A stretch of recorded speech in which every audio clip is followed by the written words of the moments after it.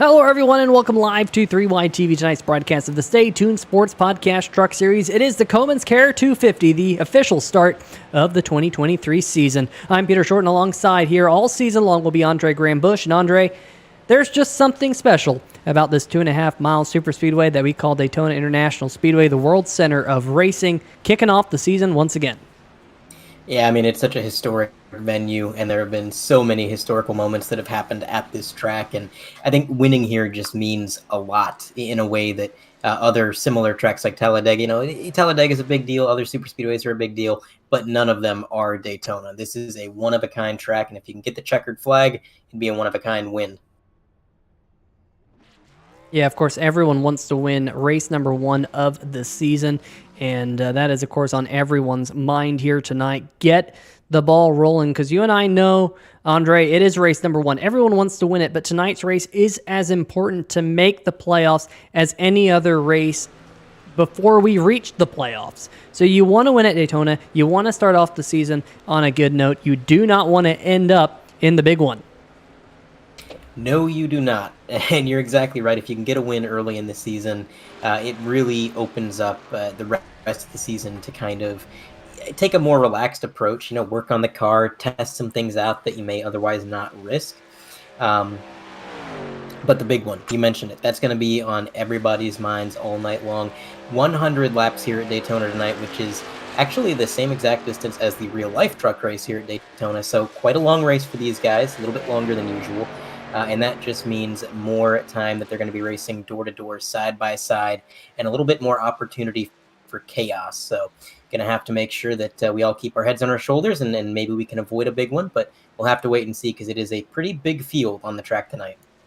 Yeah, it is a big field out there on the track here tonight, and of course a little bit bigger than what we saw last week in the Stay Tuned duels that we had here at Daytona. 2 100-mile events that were won by Joshua Smith and Nathan Maurer. Of course, Maurer on an absolute tear is our reigning series champion. All eyes will be on him here tonight as he tries to win, I believe, 4 out of the last 5 points-paying events in the series.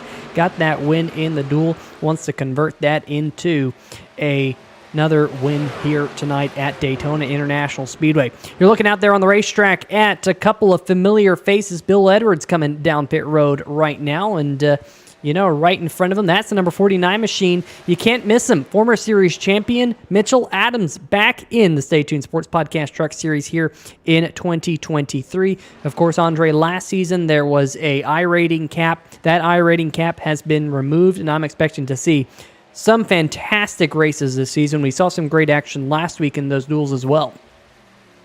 Oh, yeah. Last week we had, I would say, a tale of 2 duels. The first duel was pretty calm. Not a whole lot of crashing or chaos or anything like that. Everybody was just really being pretty calm. And then the second duel comes along, and things got crazy really fast. And they never seemed to stop being crazy. We had a few cars crashing at the line, and it was a ton of fun. But when it comes to this track, I think avoiding that chaos and making sure you stay in the game is going to be really important for these guys. And as we watch them in practice, we see them getting familiar with each other, trying to figure out how the bump draft's going to work. Obviously, each different manufacturer of the truck has a different nose, so the bump drafting is going to feel different from truck to truck. And they just got a lot to figure out. And like you said, with this I-rating cap being removed and having the competition level just be that much higher, these guys have quite a bit on their plate. Says, oh man, that driver there certainly had a lot on his plate, but what a save that was. Yeah, you mentioned bump drafting. It is easier said than done, as the number 17 right there, Tristan Thuggy Maher, bump drafting with the number 69, Dominic Tesoro, a couple of familiar faces here to the National Sim Racing Association Stay Tuned Sports Podcast Truck Series. They've been with us now, at least Dominic has for a good portion of a season, and Tristan Maher, of course, a familiar face here on 3YTV, also racing in the Total Nonstop Racing League. But a lot of new faces to the league this season as well. We'll be highlighting those drivers here tonight. One of those is right there. He was dubbed John Filet Mignon in the race last week, the duel, but it is John Flamion. And John right there in that number 38 being pushed down the backstretch by Thuggy Maher. as we have just about 10 seconds left here before we go over into qualifying. And, well, excuse me, we don't even go into qualifying. We did qualifying 2 weeks ago. Things done a little bit differently at Daytona. Of course, qualifying 2 weeks ago than the duels last week, setting the starting lineup for all of us here tonight. We will go through that starting lineup here momentarily. But, Andre, it's going to be a lot of fun here when they get going in a lap or two.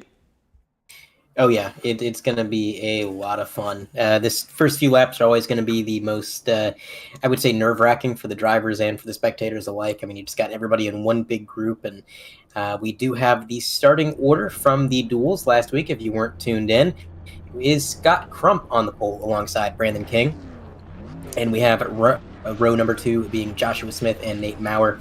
Jeff Price, row 3 inside. To his outside, it is John Filet Mignon. John Flamian is going to be in 6th.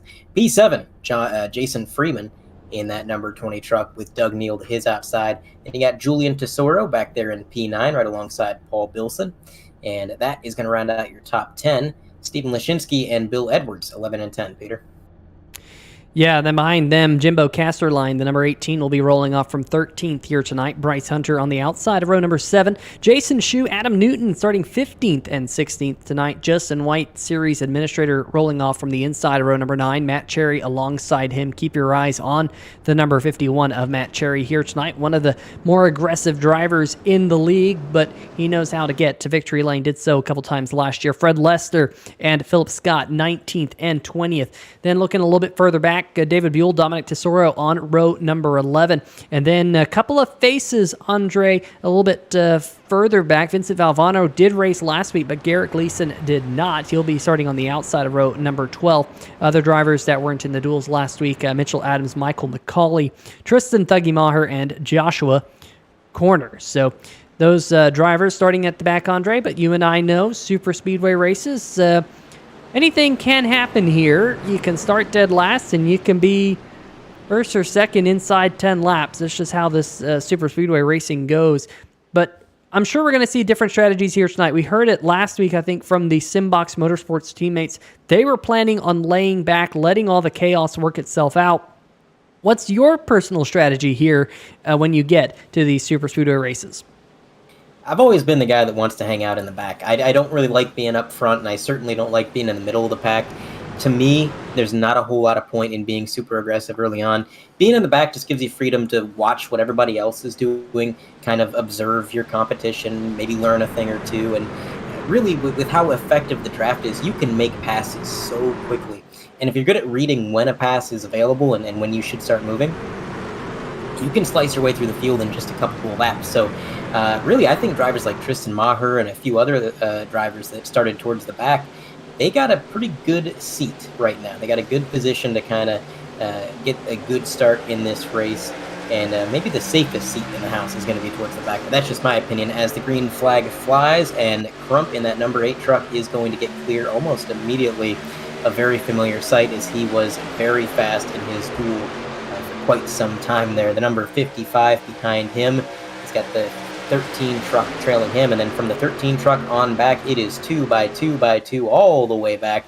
These guys are just trying to sort themselves out as they get to the backstretch for the first time. Outside lane, not quite as formed up, but still getting a pretty good run here, Peter. Yeah, almost a half a lap into the Choman's Care 250. It's 250 miles, 100 laps on the cards for us here tonight. And like you said, these drivers just trying to settle on in.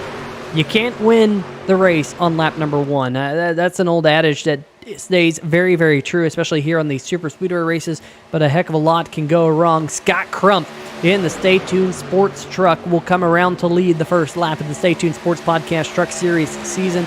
If you haven't listened to the Stay Tuned Sports Podcast, make sure you do so. There's a link to their Podbean in the description. Of course, also, Choman's Care sponsoring tonight's event. There's a link to their Facebook page in the description as well. All these drivers want to get to victory lane here tonight. But, Andre, you're starting to see maybe a little bit of this field break out. There is some side-by-side action up at the front. It's coming to the outside. Here comes last week's winner of the duel and our reigning series champion, the 971 machine. Nate Maurer with a charge. Got Flamian right behind him, but not able to do anything just yet as that outside line starting to stall out. Looks like Crump will come around to lead lap number 2. But Andre, I'm starting to see that outside line really start to break down as the field pretty much single file for the first 20 or so trucks. Yeah, that outside line did fade very quickly now. Just 2 trucks towards the front of the field. Then you got to look all the way back to about 11th or 12th before you see another truck on the outside lane. But I'll tell you what that outside did do in those few laps that they were together. They did show that sometimes being formed up is actually better than having more trucks. You can have a lot of trucks in your line and the draft can help you, but if you're zigzagging all over the place, it's not going to be much help. Look at that. Nate Maurer, with only 3 trucks behind him, is going to get the run all the way up to the lead as it goes 3 wide for second place. Contact the 92 truck nearly into the wall, but the 8 and the 92 keep it together. Great driving by both of these guys. But to my point, only 3 trucks was all it took to get past that huge inside line, Peter. That's the value of being formed up and coordinated. And shows what us commentators know, Andre, because we just went from, oh yeah, everyone's, getting down to the single file, everyone's getting down to the bum side of the racetrack, and all of a sudden, 3 wide breaking out right up at the front of the field. Scott Crump got shuffled back to the 6th position as he starts to regroup. Now Flamian leading that outside line. Nate Maurer, winner last week, reigning series champion, leads the way here at Daytona halfway through lap number 4, and it went from pretty much single file now to 2x2x2 for the first 13 to 14 trucks. Very impressive that it just kind of formed up all of a sudden like that. Starting to see a little bit of 2 packs forming with more 3 wide happening up at the front of the field. Look at Flamian. Flamian now stuck in the middle. He's in the sucker hole. He's going to try and find a little bit of room as it gets tight there through the middle of the tri-oval. And I gotta stress this to the viewers at home, Daytona is not as wide as it looks, especially when you're in one of these trucks and you feel how narrow it gets. Talladega, very similar track layout, but a lot wider. Daytona was narrow to begin with, then they went and put the safer barrier up, which took a good 1.5 or 2 off of the outside. So getting 3 wide, I mean, you can do it. But as you saw right there, Peter, it's not a comfortable position to be in. And yet these guys managed it. I mean, we've gone 3 wide several times, and these guys are doing a heck of a job out there. Yeah, doing a great job. And, of course, Andre, you and I, we've seen this many, many times out of the Stay Tuned Sports Podcast Truck Series, that these drivers are some of the best in the business that, at least that I have seen and that I've commentated. Not a lot of caution flags. Last year, I think we had almost 3 consecutive caution-free races of just green flag action from flag to flag. It was extremely impressive. Going to be difficult to do that here at Daytona with just how fast and frantic this racetrack is. And these drivers, though, so far are showing their muscle as they're 5 laps down, 95 laps left to go if you're doing the math at home. And it's currently was the 92 machine of Julian Tesoro leading the way. But look who's come back, Andre. That's the number 8 machine. Scott Crump was our pole sitter, got shuffled back to 6th when he got put 3 wide, and John Flamian there just pushed him back up to the front of the field. But Flamian dropping back now, going to have to pick up a little bit of help. That's one of the trucks. I think that might be Matt Cherry. We talked about him being a little bit one of the more aggressive drivers in the field. Well, he just put Flamian 3 wide, cut up through the middle. Here comes Dominic Tesoro, the number 69, coming up through the middle as well, as we're starting to get back to 2 wide. But Andre, I'm very surprised, honestly, that these drivers are willing to go 3 wide inside the opening 10 laps even, maybe even inside the opening 75 laps. It is sketchy at this racetrack. It is a little bit narrow. It is definitely a show of these drivers' skills. They are able to go 3 wide, 180 miles an hour plus around this superspeedway. Tell you what, Peter, part of me wants to agree and say I'm also kind of surprised they're being this aggressive early on, but the other part of me knows how much fun this is. These guys racing like this, making passes, slicing their way through the field, falling back 2, 3, sometimes even 4 wide. It is exhilarating. I mean, it is so tense, and you're just watching everything around you, hyper-focused, and it is an absolute blast. These plate races, they may not be the most technical in terms of the actual circuit itself, but when it comes to all the traffic around you and the moves you're making, they always call it a high-speed game of chess, and I'm not even sure that's accurate, because in chess, things tend to, be pretty safe. I would call what these guys are doing anything but safe, but it is a lot of fun. And we got a car in the wall. The number 7. That is the number 7. of Garrett Gleason, who we were just riding on board with there. Andre, let's see if I can dial up a quick 3-wide TV replay here. Yeah, I'm not sure if he got some contact to the left-hand side or if he just got a little out of shape. Can't quite make out his left door panel there to see if there's any damage, but we'll take a look at the 3-wide TV replay, see exactly what happened to the number 7 machine. We got a first-hand look, but now let's get a bit of a wider shot. He's got the 14, just kind of swerves into that outside wall. I don't know if that was some sort of hardware failure, because the way that looked to me, Peter, he actually stayed on that outside wall for quite some time. It didn't look like he was trying to steer off of it. So I don't know if there was something that maybe distracted him or some sort of failure, or maybe the truck just got a little tight. Who knows? That is something that can happen. Generally not this early in a run, because the tires are probably still feeling pretty good. But when you get a huge draft into the corner, believe it or not, sometimes these trucks can get a little bit tight. So could have been any number of things, but unfortunately, quite a bit of right front damage, and Peter, that is not a good place to get damage at this track. The way that the aerodynamics work in iRacing, that right front fender being crumpled up like that, he is going to be several miles an hour off the pace from these guys, and he's going to struggle even to stay in the draft. Yeah, he's going to have to hope for a caution flag here shortly. If we do get that caution flag, he can, of course, get the lucky dog to get back on the lead lap if he does fall one lap down, but yeah, I'm sure he's hoping for a caution flag here so he can get that damage looked at by his iRacing pit crew. Meanwhile, up at the front of the field, it is Scott Crump still leading the inside line, got the number 92, Julian Tesoro, right behind him, the 51 of Matt Cherry to his outside. Some new looks. In fact, everyone inside the top 4 have new looks right now, as the 8, the 51, the 92, and there's a caution. Caution flag is out. And not sure what the caution flag is for. Gonna have to figure out why caution flag number 1 came out. Yeah, I didn't see anything from my perspective, but we'll go to work trying to identify that, as we do have a 3-wide TV replay. Let's see exactly what may have brought out the first yellow 1/10 of the way through this race. Lap 10 out of 100. Had most everybody still in one pack, very little separation, so.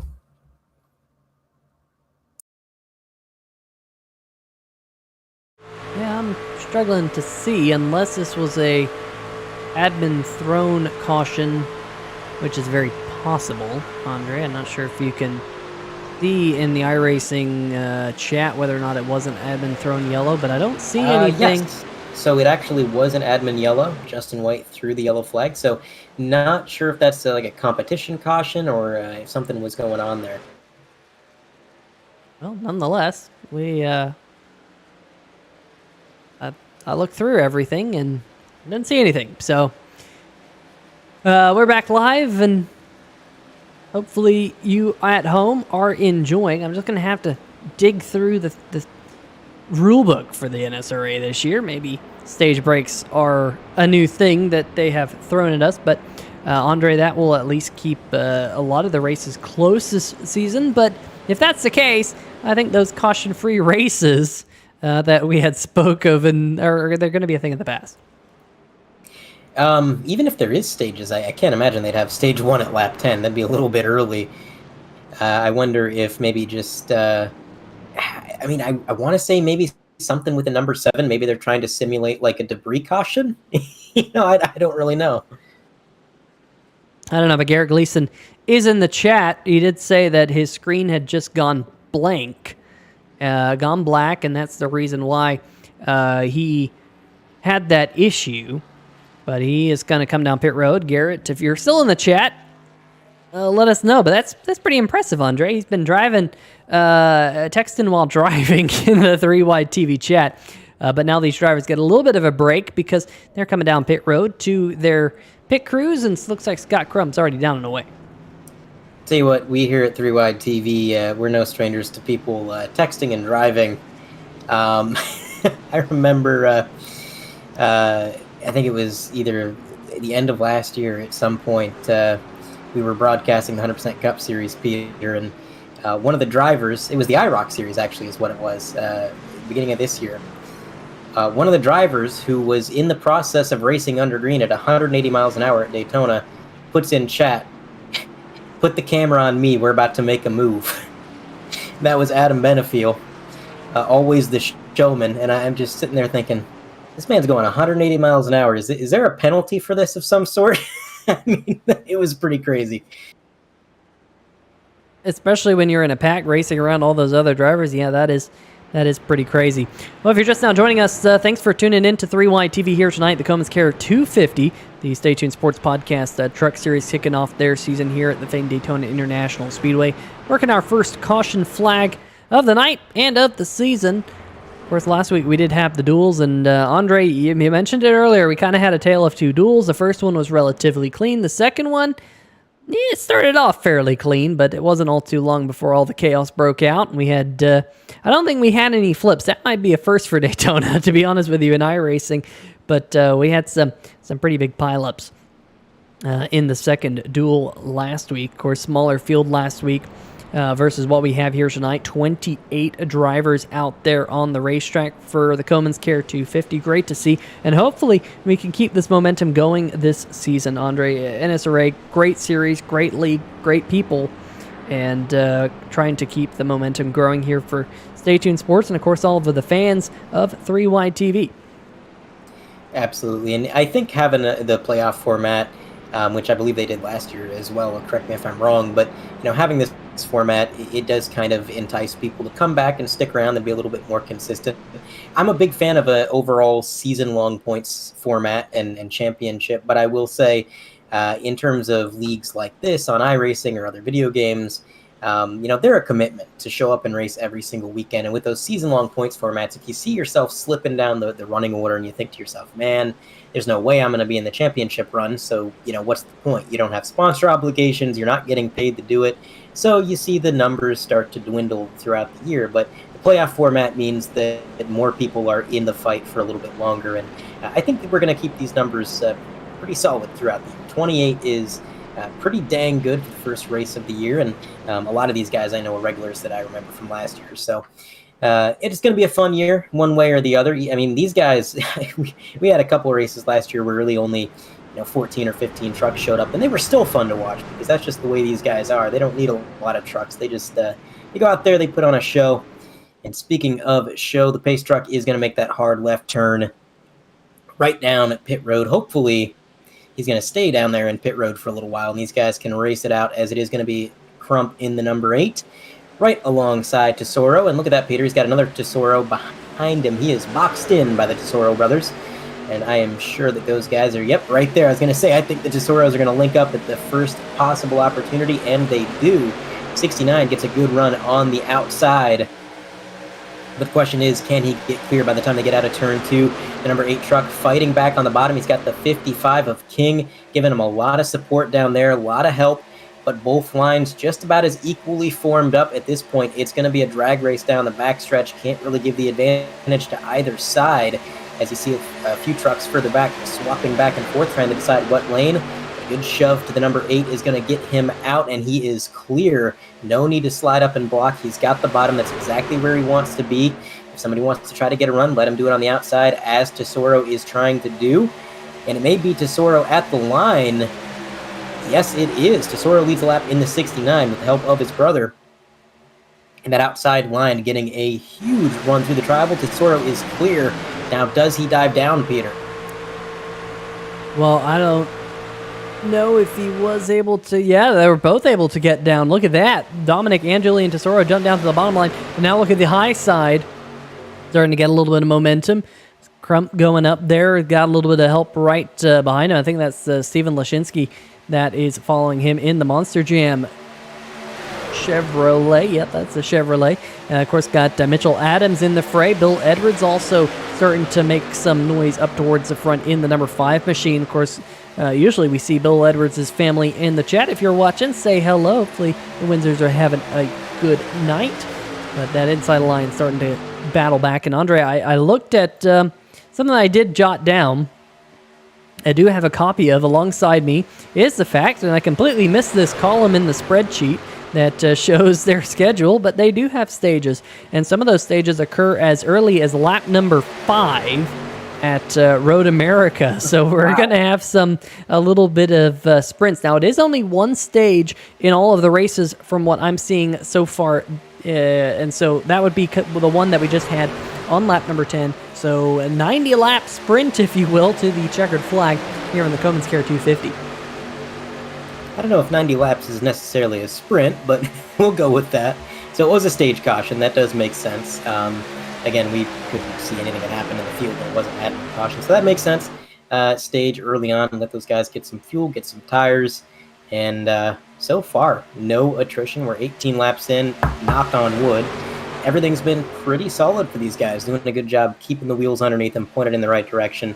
Tesoro's still leading the way, but Crump is not giving it up. And it's interesting, Peter, because so many times at like Daytona, Talladega, somebody gets the lead, and everybody behind them is like, it's early in the race. There's really no point in fighting for this. Plus, the guy in front's going to be using more fuel than me, so I might as well just let him pull me around the track, save some fuel. And so you kind of just have this situation where the entire field just agrees, okay, we're going to let this guy lead. It's no big deal. That's not happened. We're almost 20 laps in. These guys have not just settled in and said, okay, you want to lead? Fine. No, they're pretty much all trying to take that lead for themselves, and they are still formed up 2 by 2 as Crump just barely gets the nose ahead of Tesoro, but not for long. Of course, Tesoro's got that shorter way around the track down on the double yellow line, and they are going to be nose to nose. I do see on that track map, Peter, looks like they're going to be coming up on a truck that maybe got a late start to this green flag run. That is the number 7, all on his own. Gleason probably still got a little bit of damage from that incident. The iRacing team was probably able to fix up quite a bit, but I'm not sure if the truck is one of those vehicles that you can completely repair like you can the ARCA car. So he's going to be a little bit off pace, and tell you what, Peter, it's never a fun sight as the lapped car at Daytona to look in your mirror and see that they are all 2 or 3 wide, because then, man, oh man, it's so difficult to let these guys go in and do it cleanly.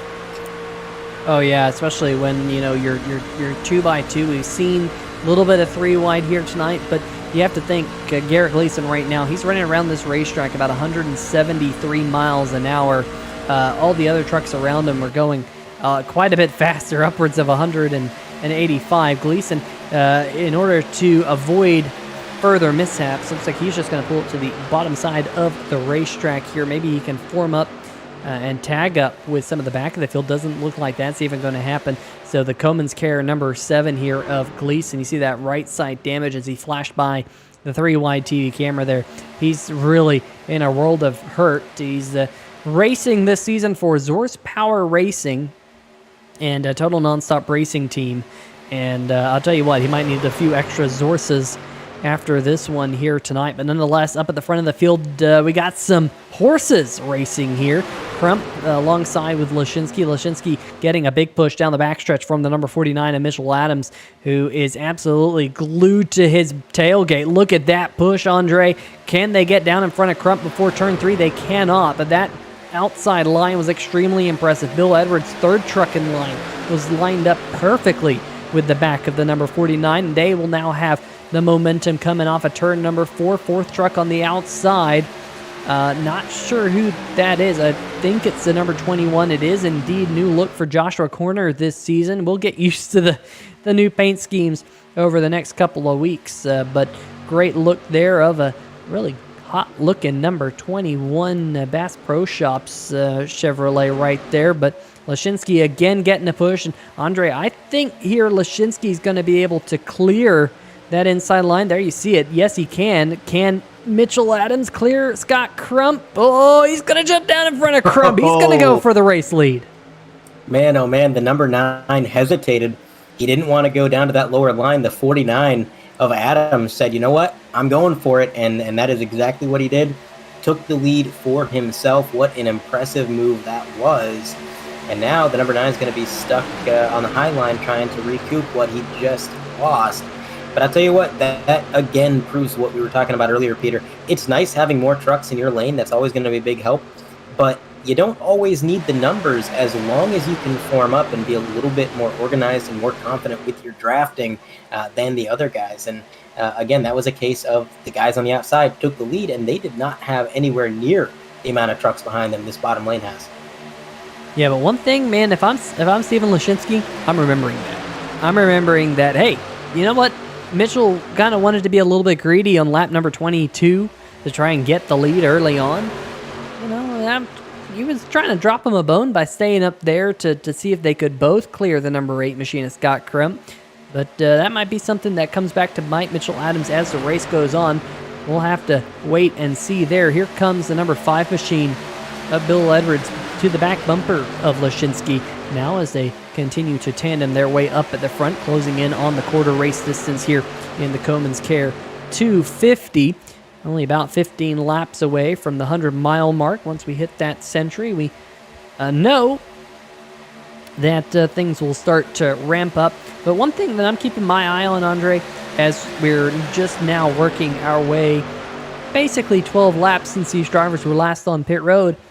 Last week in the duels, there was not a lot of fuel on board of these trucks, and there was for sure a lot of pit stops that we saw fairly early in the run, and I'm just trying to see.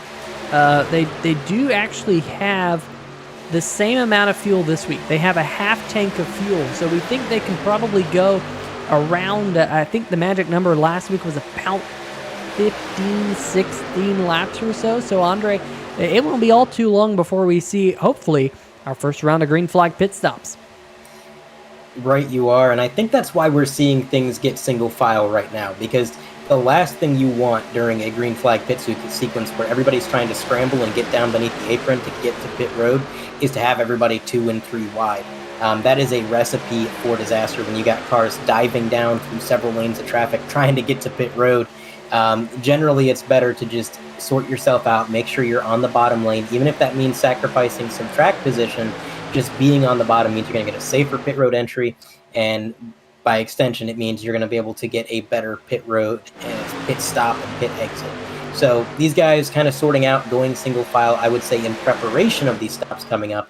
And then once they get out of pit road, we're going to go right back to that crazy 2 and 3 wide racing we were seeing. Yeah, but pit stops can be key discriminators here at Daytona of who goes to victory lane. We saw last week a couple of drivers have some severe pit road mishaps. We saw one person hit the cone. We saw another person spin out into the grass. We saw a pit road speeding penalty as well. So hopefully these drivers have been practicing getting on pit road as we move one lap closer to green flag pit stops. There's Brandon King in the number 55. And, of course, a newcomer to the National Sim Racing Association this season.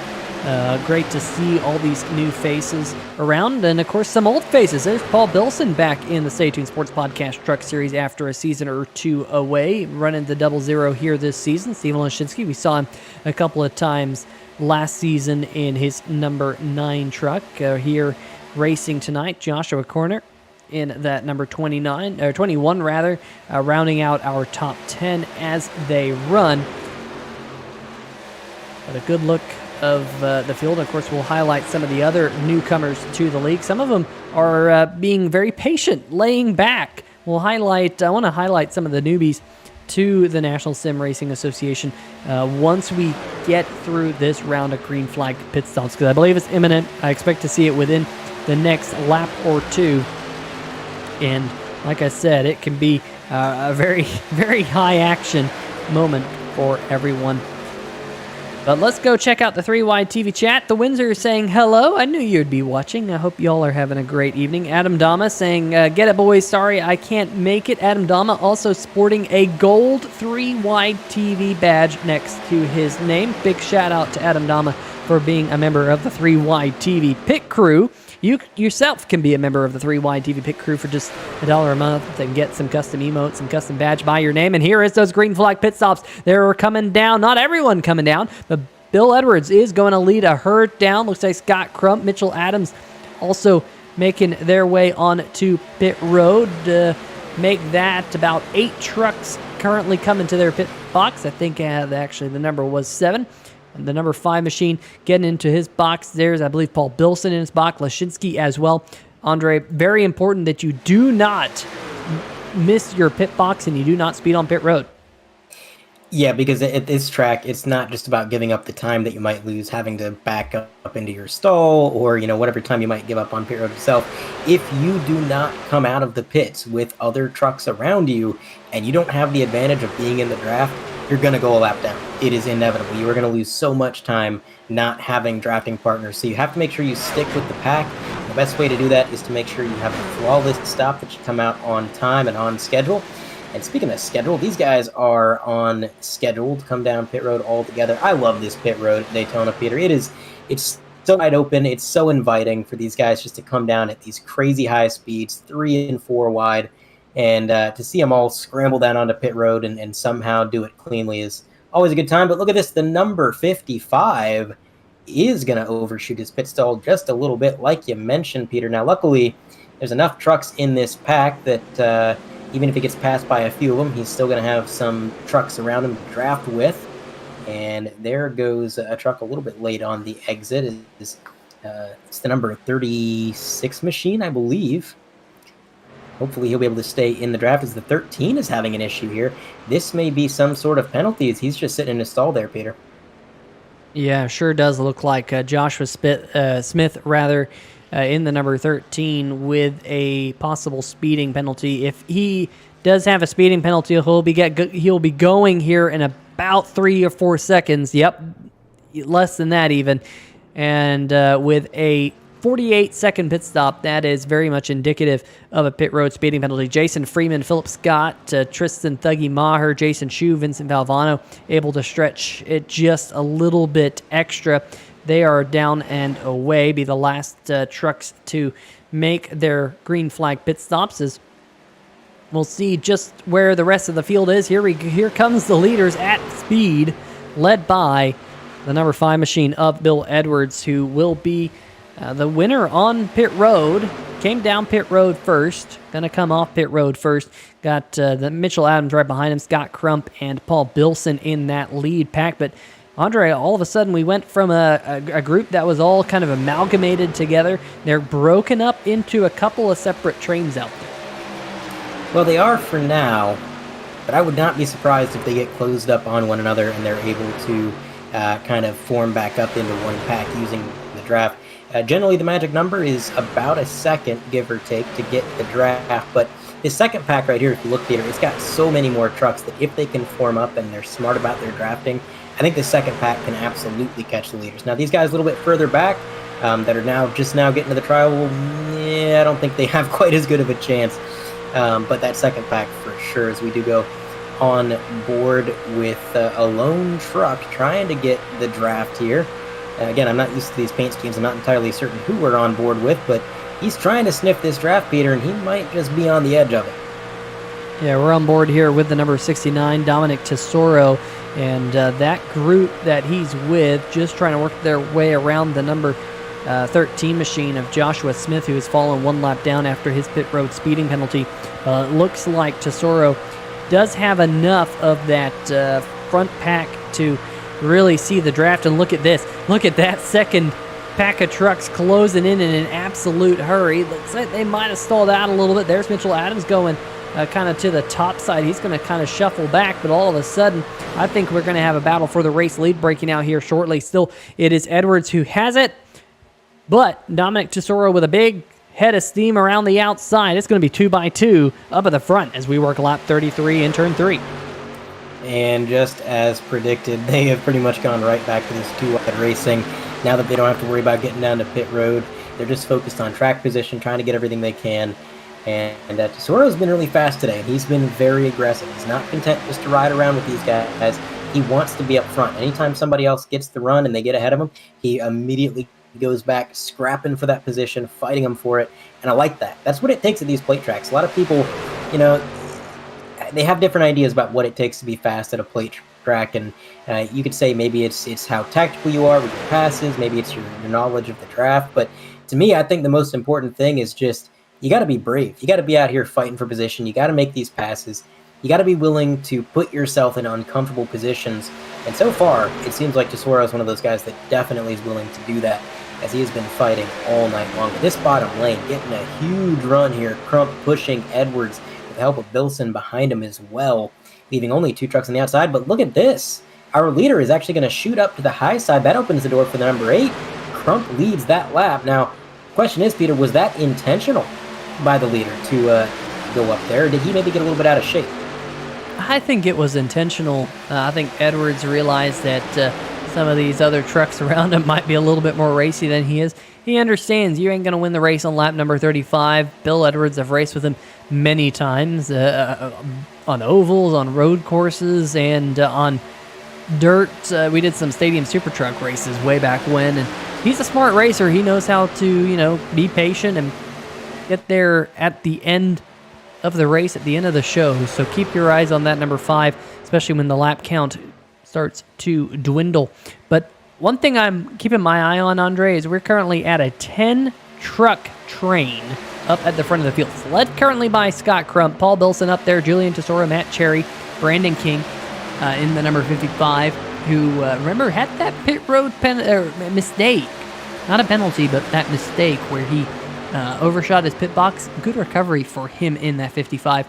Also up there, we got Dominic Tesoro, Michael McCauley in the number 81. We haven't really called his name here tonight. I promise you that wasn't a pun of his name, but a newcomer to the NSRA, one of the drivers that we wanted to highlight here after the kind of this green flag pit cycle had gone through, and doing really good right now, running in the 8th position. Let's see if we can highlight some of the other newcomers. We highlighted some of these drivers a little while ago. Here's Bryce Hunter currently in the second pack.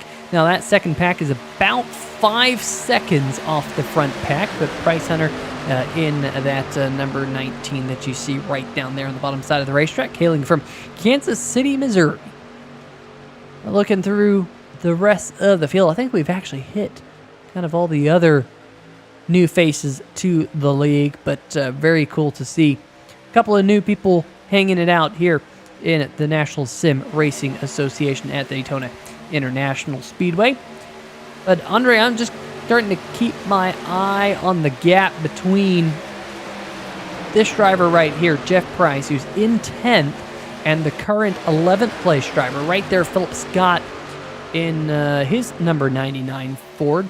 One of the few Fords in the field here tonight. That gap is starting to close just a little bit. But here's the crazy news. We're getting close to green flag pit stops again. Yeah, again, having this half a tank of fuel is kind of forcing these guys into a lot of pit stops, which is definitely adding to the challenge of the race, and it's giving these guys a lot more to think about. And again, as you mentioned, we're getting close to these pit stops. What do you see? We see these guys all getting single file, trying to get down to the bottom so that whenever they want to duck down to pit road, they don't have anything in their way, nothing impeding them from doing so. So that's not good, I would say, for the 11th place truck. He wants these leaders to be battling it out. If you're Philip Scott, you want these guys 2-3 wide, slowing themselves down, side drafting so that you can form up single file with your buddies back there and slingshot up to these guys. But now that everybody's single file, that advantage is kind of going to dissipate, and I think he's going to have to wait until the end of the next green flag pit sequence. But those lap times, I'll tell you what, they're kind of telling a different story here, Peter. Look at that, 7/10 faster last lap, 3/10 faster before that, 4/10 before that. Even though they're still single file, I'll tell you what, Philip Scott is kind of moving right now. Yeah, that second pack is closing in. The problem, Jeff Price had a big moment. What just happened to him? Not sure if that was a bad draft or something, but let's see if we can see what happened right there on the replay. Yeah, I heard some chirping on the radio. I think that might have been more than just a Price incident. I think there might have been somebody else involved. We'll see exactly what's going on. The 3-wide TV replay, keep your eye on the tail end of this pack here. Looks like a little bit of a brake check out of that number 14. I'm not sure if something happened there or what exactly transpired, but he slowed down and the truck behind him was forced to dart down to the apron. And unfortunately, Peter, that's going to... so it was a bit of an accordion effect there. The truck in front of Jeff Price actually slowed down, which then shot Price back into the truck behind him. And that is... Yeah, so it was Tesoro who just got checked up a little bit, maybe by the truck in front of him. You're going to have that at these plate tracks. I mean, when you are bumper to bumper and you're that close, there is no reaction time. If even one cog in the machine slows down for even a second, you're going to have the effects of that ripple all the way throughout the field. So I don't think there was really anything anybody could have done differently. That's just a side effect of racing at these plate tracks, and unfortunately, it looks like that is going to widen the gap between these two packs now. So they're working their way around a lapped truck. He's going to dip into line, maybe get a little bit of the draft, try to stay where he is. And as I say that it separated them, Peter, but it looks like they have finally caught up, actually. So what do I know is we've got some trucks. Definitely, I think they're coming down this time. If some of them trucks down on the apron was kind of an indicator to me that we're going to have a few down pit road. Let's see, coming out of turn 4 towards the tri-oval. Looks like our leaders are going to stay on the black top. Caution! Caution flag is out. For the second time here tonight, the number 20 of Jason Freeman has gone around in the Mason-Dixon cornhole machine. Let's see if we can see what happened here, too. Oh, man, that's another accordion effect. Oh, man, Justin White getting a big lick of that as well. Let's see if we can maybe rewind it just a little bit further. But I wonder, Andre, whether or not that right there was kind of was due to the fact that they caught the front pack so quickly. That's a good point. You know, you catch up to the lead pack and you kind of have to change your pace. You got to slow down a little bit. You can have that accordion effect for certain. You can see, I mean, that started all the way up by the number 19 truck, Peter, and it just kind of knocked them back like one of those, what do you call them? When you got like 3 or 4 suspended pendulums, and then you have the one in the end hit the centerpiece, and then all the rest of them move. Like literally all the way up at the number 19. Look at towards the front end, left side of your screen. Just stacks all the way back. I mean, that's almost hypnotizing to watch, Peter. Yeah, that is a tough break for Jason Freeman, who was, I really think, trying to mind his P's and Q's up at the back of the field here tonight. But that's what happens. And Andre, that's happened to me before. You know, I go, hey, you know what? I'm just going to play things safe. I'm going to stay in the back of the field. But if you end up in the back of the field, A, you have those accordion effects, and B, if you lay back so far as, the 00 there, Paul Bilson having a big moment on pit road. But if you lay back so far and people start to get a little bit antsy, you know, go, oh, hey, we're losing the pack. They start pushing harder, and it ends up ending your night because you get involved in a wreck. So being in the back, we like to think it's a safe place. But I've definitely been in packs where the back, not everyone see eyes to eye and end up wadded up in a heap anyway. But you're looking at Julian Tesoro winning the race off pit road to quite easily in the number 92. Philip Scott in the number 99 coming second off pit road. But that will prevent us from having another round of green flag pit stops. And Andre, we're now only about just 7 laps or so from the halfway distance. We'll see the cross flags in race number 1 this season. Yeah, the laps are starting to tick away, and you know, normally I'd say 50 laps, that's not a whole lot, but with how often these guys are having to come down pit road, I feel like it's going to feel a lot longer for these guys on the track, knowing that they've got 2 or maybe even 3 stops still ahead of them to make it to the end, and still a ton of trucks on the track, even with that incident we just had. I don't think any of that damage, with the exception of possibly Justin White, was necessarily terminal to these trucks. A lot of these guys are going to be able to get back out on the track, and really even Justin White may be able to get back out there eventually, but our scoring and timing does say that he is in pit road trying to get that fixed still. So we will see as a few more trucks are going to come down pit road again. Viewers at home may wonder, why are they coming down pit road again? Well, some of these guys that have damage, they might come down on the first pace lap, get a bunch of damage repaired, and then what they'll do is they'll go out onto the track and catch up to the pace car in order to prevent themselves from going a lap down. And then once they've caught that pace car, come back down, get more damage fixed up, and hopefully in doing so, by the time you get back out under green, your truck will be good as new. You won't be off the pace, and you won't be a lap down. So that's why some of these guys are taking multiple stops. But we are double filing up, so those guys that are on pit road might want to be asking their spotters where the pace truck is so they can get out and get caught up, because just a few moments away from getting back under green. It'll be lap 45 when they cross the stripe.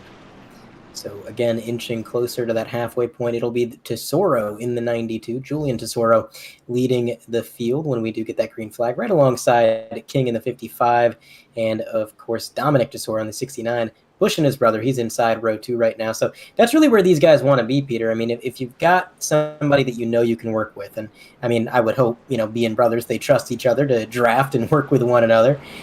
It's always nice to be able to link up right away on these restarts and not have to shuffle through the field and try to find your draft partner and go along with all that stuff. These guys are starting pretty much bumper to bumper, so they're going to be able to start basically tandem drafting right out the gate, and that's going to be a huge advantage. But they do got a lot of competition. That number 8 of Crump, you cannot count him out. He has been so fast tonight. He has taken the lead. He's taken it on the inside. He's taken it on the outside. Seems like no matter where you put that 8 truck, he is going to find speed as the green flag flies. And it is going to be Julian Tesoro getting a pretty decent jump there. But he plays it smart, doesn't get too much of a jump. That is something you got to be weary of at these play tracks. You get too far out ahead, the trucks behind you get a huge run through the draft, and you wind up losing the lead. But Tesoro going to maintain the lead through turns 1 and 2. And that outside line almost immediately is going to fade away into the ether, Peter. There is only one truck up there right now. Yeah, that one truck is Brandon King in the number 55, starting to slide his way back. Ooh, a little bit of contact further back. I think Matt Cherry and Vincent Valvano, if I know my truck schemes right, kind of mid-pack, saw Valvano with a big wiggle. But we're keeping our eyes on the number 55 of Brandon King. Just wondering if, they kind of want to all get up to speed. We saw this earlier, that after about 3 or 4 laps, all of a sudden they started doubling up, tripling up, 3 wide, 2 wide, and hopefully we see some of that later on in the night. But unfortunately, for Jason Freeman and Justin White, both of those trucks continue to sit on pit road getting damage repaired. Do want to highlight that under this caution flag, the number 21 machine of Corner actually did get the lucky dog, so got him back on to the lead lap. He had just fallen a lap down, I think, with that earlier pit road mishap. So the number 21 machine will be very, very happy to be back with the lead pack and duking it out, although currently being scored in the last truck on the lead lap in 24th as they run. But the number 55 continues to slide back. No one yet jumping out of line to help that number 55 as we're just 4 laps away from cross flags. And all of a sudden, as I say that, Andre, an outside line starting to spring to life on board with the number 19 of Bryce Hunter. Yeah, I was never really under the impression that single file was going to last long. Not with the way these guys have been racing tonight. So outside starting to get a little bit formed up. This is a little bit more familiar to what we were seeing pretty much all night prior to this. Is they are getting a pretty good run. You can see King in the 55 with the help of that number 13 truck, who I believe is still down a lap or 2. Actually, no, he is 4. Oh, yeah, yes, he is 1 lap down there in 25th, but still helping this pack on the outside. Can they get around Tesoro on the outside? Well, King's going to make a good run of it as we ride on board just before the line. Tesoro is going to lead that lap, but, give it a few more laps. This outside may have something to say about that. King getting a great run there. 51 of Cherry. You talk a little bit about him, Peter, saying one of the more aggressive drivers in the field. Well, he's been working his way up the running order, and now he's seeing that lead get closer and closer.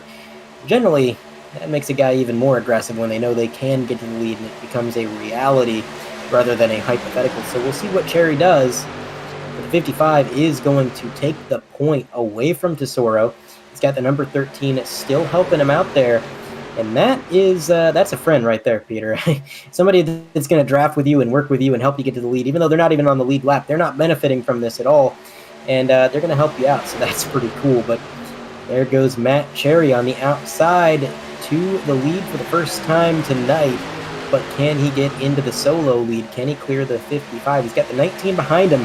We've not seen the 19 this far up the grid tonight. They're going to go 3 wide. Look at this, the 51, maybe thinking better of this. To the outside, safer Barry, he's going to drop down.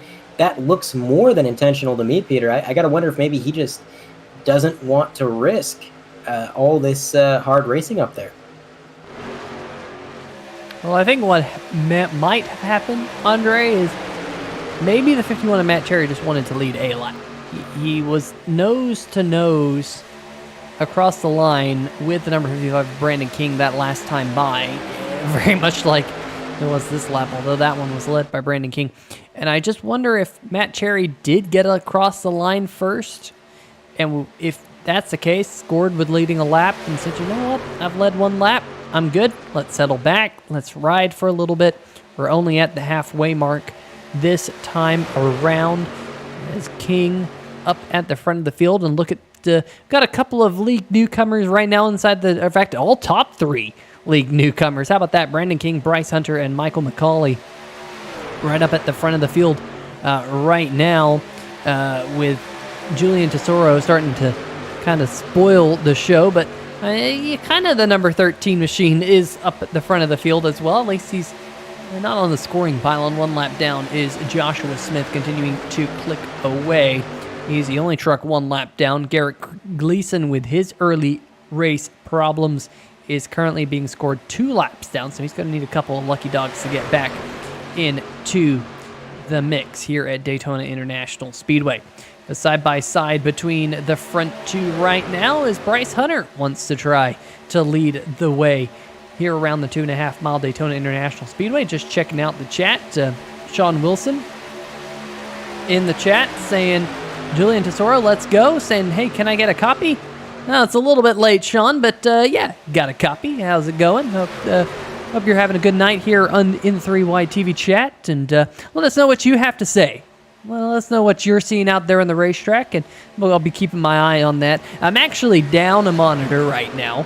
I usually run triple monitor, but I'm in the process of moving, and I have moved a power cable for my computer, and I don't have internet set up at the new house yet. And, well, let's just say right now my head is about 5 inches from the floor. My desk is already moved, Andre. I'm literally commentating from the floor right now, and you know, I'm down a monitor, so I haven't been looking over at the chat as much as I usually do, but do apologize. But if you are in the chat, let us know how you are doing this fine Friday night, and if you're enjoying the show that these drivers are putting on for you, because, Andre, I surely am. It's been a great show. I was wondering if they were going to be kind of taking things easy, but in the opening 50 laps, I've been surprised with what we have seen. We've seen 2 wide, we've seen 3 wide, we've seen only really minor accidents, but it has taken 2 drivers, Jason Freeman and the number 2 machine of Justin White, out of the show. Yeah, these guys have been aggressive all night long. Again, other than just prior to their green flag stops, they've pretty much been battling for position for the entirety of our 53 laps. And generally when drivers get this aggressive at a plate track, it doesn't last long. You know, they can pull it off for 10, 15 laps, and then eventually you know, you tempt fate for too long, and the big one strikes that you mentioned before the start of the race, right at the top of the broadcast. And once that happens, you got a lot less trucks in the race, and then the race gets a little bit more boring to watch because you got less competitors. But so far, we've had, well, just about everything you could want. We've had hard, aggressive racing, plenty of passes, plenty of lead changes, and best of all, so far, no big crashes to cause a bunch of attrition. There is still a ton of trucks out on this track that are all eligible for a win here, competing anybody's game here in these Craftsman trucks. And I gotta say, Peter, I gotta mention it being the beginning of the 2023 real life truck series for NASCAR. I love that they're the Craftsman trucks again. I as somebody who, you know, I'm nostalgic for the early 2000s, it feels like the truck series has went home. Yeah, that's for sure. Definitely love seeing that Craftsman Mac on the trucks as well. That's what it was for me growing up, and that's what it is now.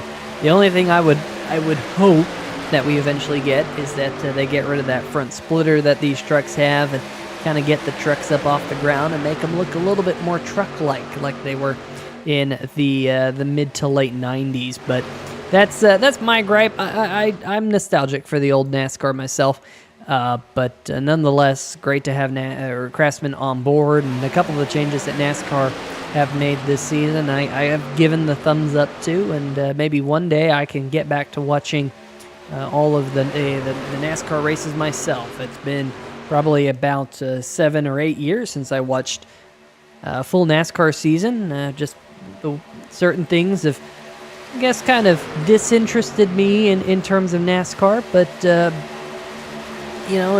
I prefer watching sim racing, honestly, with some of the things that have gone on. But I'll just say they're starting to make some moves that are starting to make me rethink that, and I hope they continue to make some of those decisions, and hopefully I can get back into it as I was a long time ago. Of course, a long-time Kevin Harvick fan, and of course this is his final season, so I gotta watch a couple of races this season for sure, just for old time's sake, I guess. But nonetheless, we'll be here every Friday night for Stay Tuned Sports Series action. That I can guarantee you right here on 3Y TV. And you in the chat, have your say as well. Let us know what you think of the direction NASCAR is headed this season. And of course, with Craftsman coming back to the Truck Series. Looking a little bit further back mid-pack. Andre, one thing I am seeing is, we did have that caution. Maybe some of these drivers went, you know what? We had a caution. Maybe I don't want to risk my truck, because I'm actually seeing some bigger gaps between these trucks. I'm not seeing them as nose to tail as they were previously. I'm not sure if that's just because, but as I say that, the number 17, the Maher, they're going below the yellow line. Yellow line rule is in effect. You're not supposed to go down there to advance your position. But there, I think Maher was trying to avoid an accident. Yeah, it was actually a really good save. When he got back up on the track, his truck got a little bit tail happy, and he was able to keep it under control. So nice piece of driving by the number 17. Now he was actually all the way up as far as 8th, I believe, before that first caution. So he was definitely working his way up the grid, and definitely a lot of speed under the hood of that 17. We'll see what he can do a little bit later in the race, but we are getting a little bit closer towards yet another pit stop sequence as the number 19 of Hunter, Bryce Hunter, leading the way. Our caution came out, I believe, on lap 44, 45, and again, the magic number, as Peter said, is roughly 16 laps. So I would say right around lap 60 to 62 is when we're going to see the majority of these drivers come down for yet another stop. And that could be another reason we're starting to see a little bit more separation, because a lot of that domino effect and the accordion that we saw that caused a couple of our incidents was from drivers starting to slow down, try to check up, and prepare themselves for their pit stop.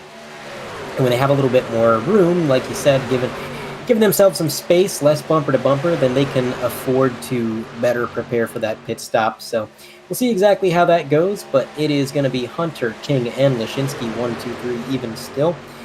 And I hear some chatter on the radio, Peter. We're going to have some cars down pit road this time, so actually a lap earlier than expected. Still some trucks on the outside line, and I think you see a few of those guys getting to the high side to avoid those trucks that are going to be slowing down, as they're going to make a few passes there. Tesoro has the number 17 trying to get around him there, but look at this. It is a horde of cars.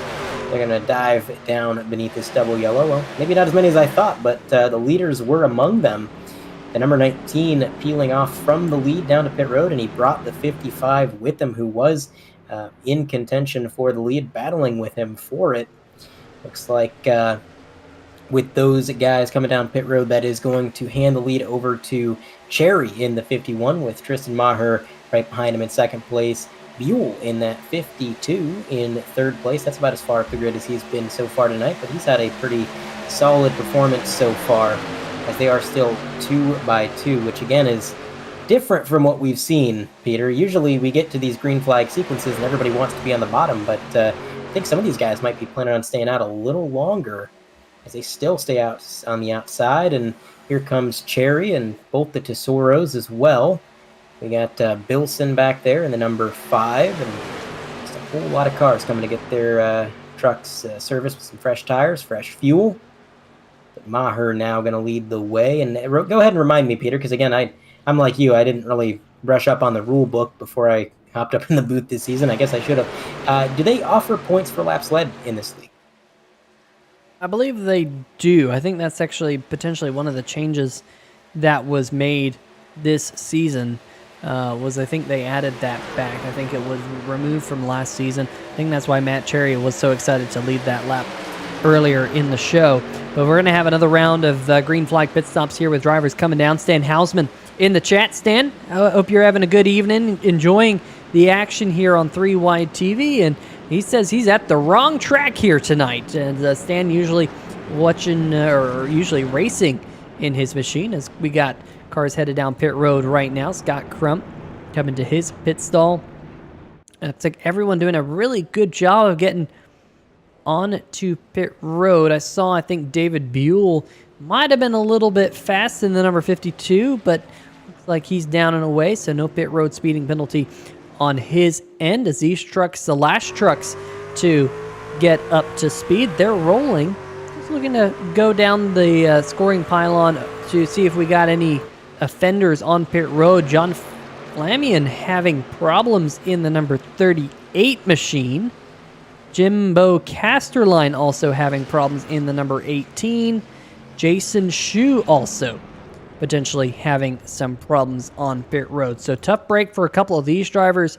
Andre, not sure if they got a speeding penalty exiting pit road. It kind of looks like they may have, because they had to come back onto pit road, and now they're serving a stop and hold penalty. That will undoubtedly put Jimbo Casterline and Jason Shu lapped down. Yeah, and the fact that it's multiple trucks coming down pit road, I think you're exactly right, Peter. That was a speeding violation.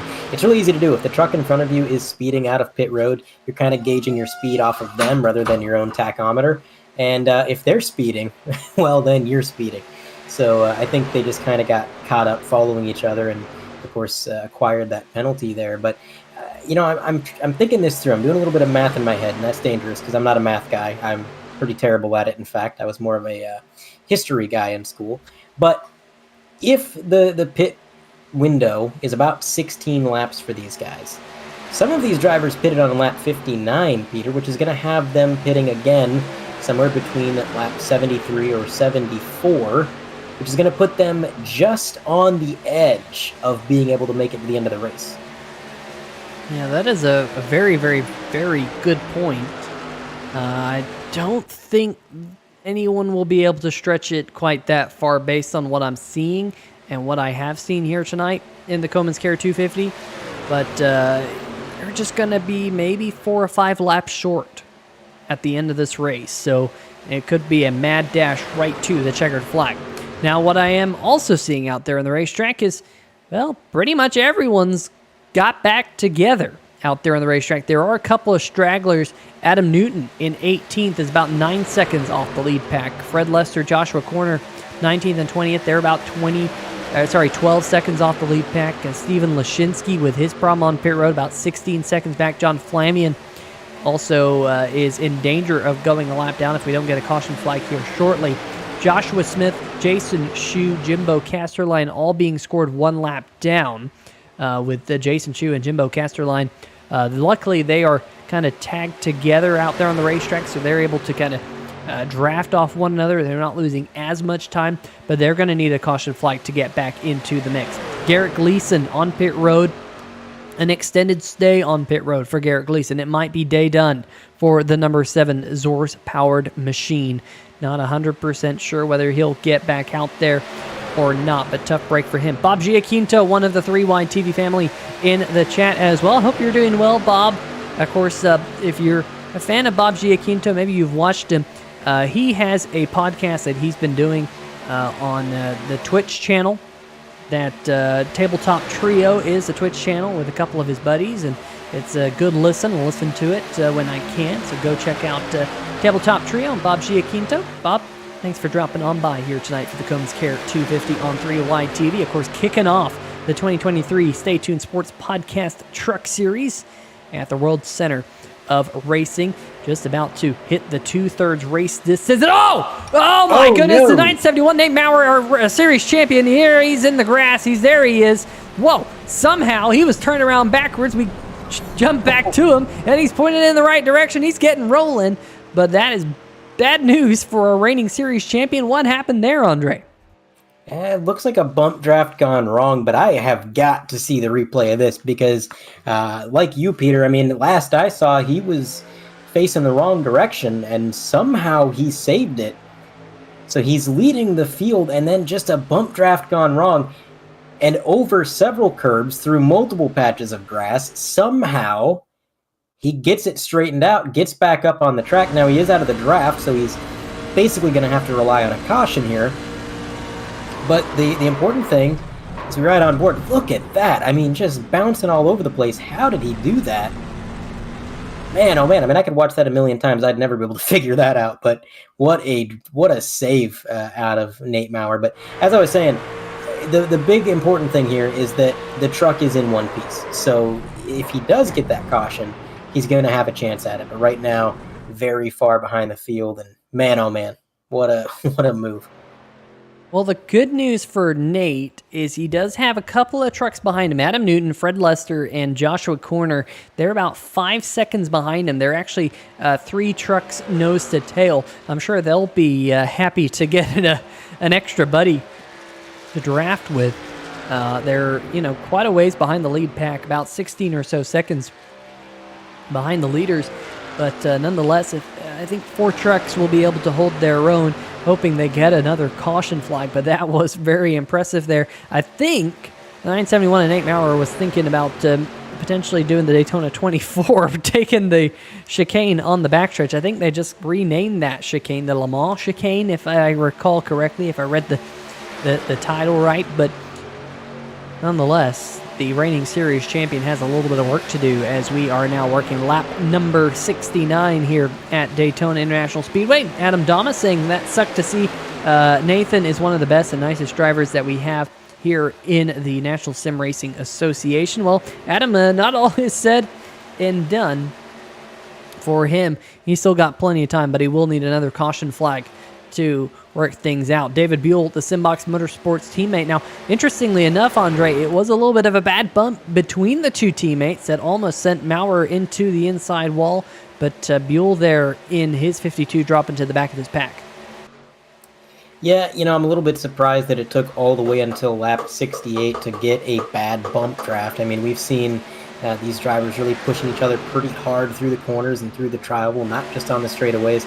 And that's really the first time we've seen an incident of that nature. So, I mean, it's almost inevitably going to happen at some point, and it's unfortunate for Nate, and especially for the 52, because he also lost a draft partner through all that.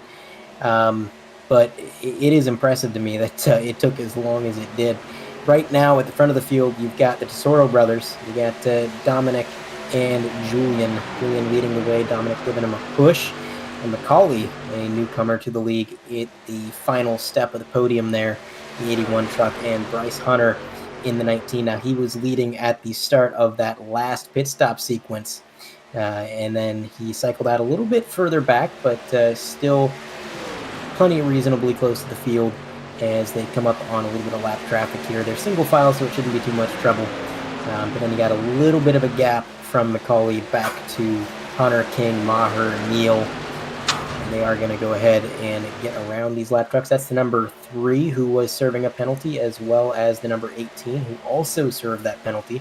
So they were able to get hooked up once they came out of pit road. And now, whoa, my goodness. I think the 18 was trying to duck in line and get the draft there, but then a little bit maybe overestimated how much input to give the wheel there.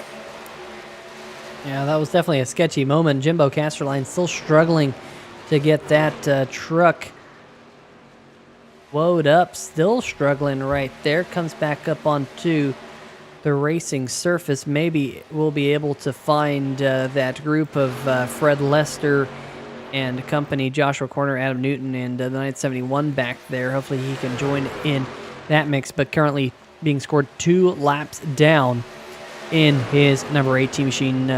Pit road speeding penalty, Andre, especially exiting pit road, where, if you had a pit road penalty coming down pit road, well, you're, maybe 15, 20 stalls from your pit box. If you get a pit road speeding penalty leaving, you have to go all the way around the racetrack, come back down pit road, and then, go through the entire pit road again. So You get a pit road speeding penalty coming into pit road. You only have to go down pit road once. It's the same amount of time either way. Still about a 30-second stop and hold. But it's a lot easier to swallow if you get a pit road speeding penalty coming in rather than leaving pit road. So I think that's a real tough break for driver of the number 18 machine. But nonetheless, the Tesoros, like you mentioned, continue to lead. Michael McCauley still sitting in third. Finally starting to see an outside line start to form up. But Andre, we are about 2 to 3 laps from seeing another round of green flag pit stops. And it won't be for the final time here tonight. They'll have to come back down for one more after this next one, which will be what we call the money stop if we can stay clean and green for the final 27 laps, as we've got 27 left to go, with Julian leading Dominic up at the field. And it is going to be quite interesting to see how that shuffles the field up. And so far, really only one caution for Kaz tonight, 74 laps in. We did have that stage caution on lap 10. But other than that, it has been clean and green. So I wouldn't really expect too much of that to change as we are approaching this next set of stops. Tesoro's still out front, a little bit more lap traffic to their outside. But again, with the lead pack mostly being single file, that makes things a little bit easier for these lap cars. And just kind of unfortunate for some of these guys that lost that main pack, lost the draft, and now they are just falling further and further back.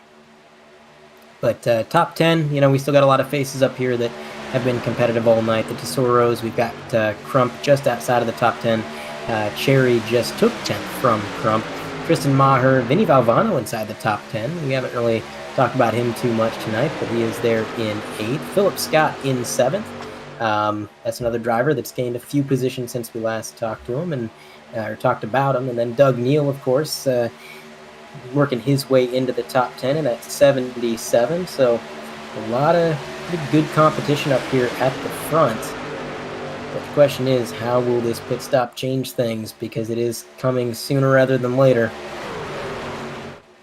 Yeah, we might get a couple of takers on pit road this time, at least none in the front pack, at least for now. It will definitely be next lap. I'm definitely calling it next lap. With 25, it'll be soon to be 24 laps to go. We will see some of these National Sim Racing Association Stay Tuned Sports Podcast trucks on pit road. But so far, like we've been mentioning, clean race, great race. Lots of side-by-side action as Philip Scott in the number 99 starting to get a push up to the front. And you know what, Andre? I noticed this last time. Last time we had green flag pit stops, the number 99 of Philip Scott, the number 17 of Tristan Maher pushed their way up to the front of the pack. They want to be in the front 5 trucks coming down pit road. They don't want to be at the back. They did it last time. Looks like they're going to go for an additional lap as the Julian and Dominic Tesoro lead this particular group down on the pit road. Got to get down to pit road speed. I think everyone did it there. Wow, that was a brilliant entry by Matt Cherry. We mentioned he's one of the more aggressive drivers in the series. Well, he was aggressive getting on pit road, aggressive getting into his pit box, did everything very, very well. That crew will go to work, get him a set of fuel, and we'll have to make one more pit stop before the checkered flag falls here tonight. But Philip Scott, Vincent Valvano, Tristan Maher, they stay out. They'll go at least an additional lap. Then Scott Crump, Bill Edwards, Matt Cherry, Scott Crump and Bill Edwards, the top 5 currently out there on the racetrack. There's another truck kind of tailing this group. I think that's the number 3 machine of Jason Shue. And whoa, look at that. Scott Crump decided to stay out an additional lap, and Andre made that late call to jump back on the racetrack. I don't think that's going to help his cause at all, unless he thinks maybe he can take a little bit fuel on later, but looks like he's lost the front 3 of Scott, Valvano, and Maher. Yeah, I mean, sometimes you hesitate, and if you hesitate, bad things happen. You don't really want to think, you just want to do. And that was one of those calls that was just a little bit too late. Now, the amount of time he's losing isn't disastrous. I think as long as he just gets a little bit quicker of an entry into the pits and maybe a little bit of a better exit, he can still stay in the draft of the trucks in front of him. But he is still costing himself some time. And if he doesn't get a good stop, he may lose the draft altogether. So We'll have to wait and see. It looks like he was able to get in at least behind one other truck, so maybe able to stay in the draft here. We'll have to wait and see. There is Nate Maurer, or no, I'm sorry, that's Vinny Valvano. Both blue and red, close enough. Vinny Valvano getting that car serviced, and we'll see exactly how this all shakes out. The number 3, 1 lap down still. He's working his way out of pit road as well. Philip Scott still being scored P1, but he is coming down pit road. And now the big question, Andre, is where do these drivers shake out? Because, like you said, Philip Scott coming off pit road at full speed here.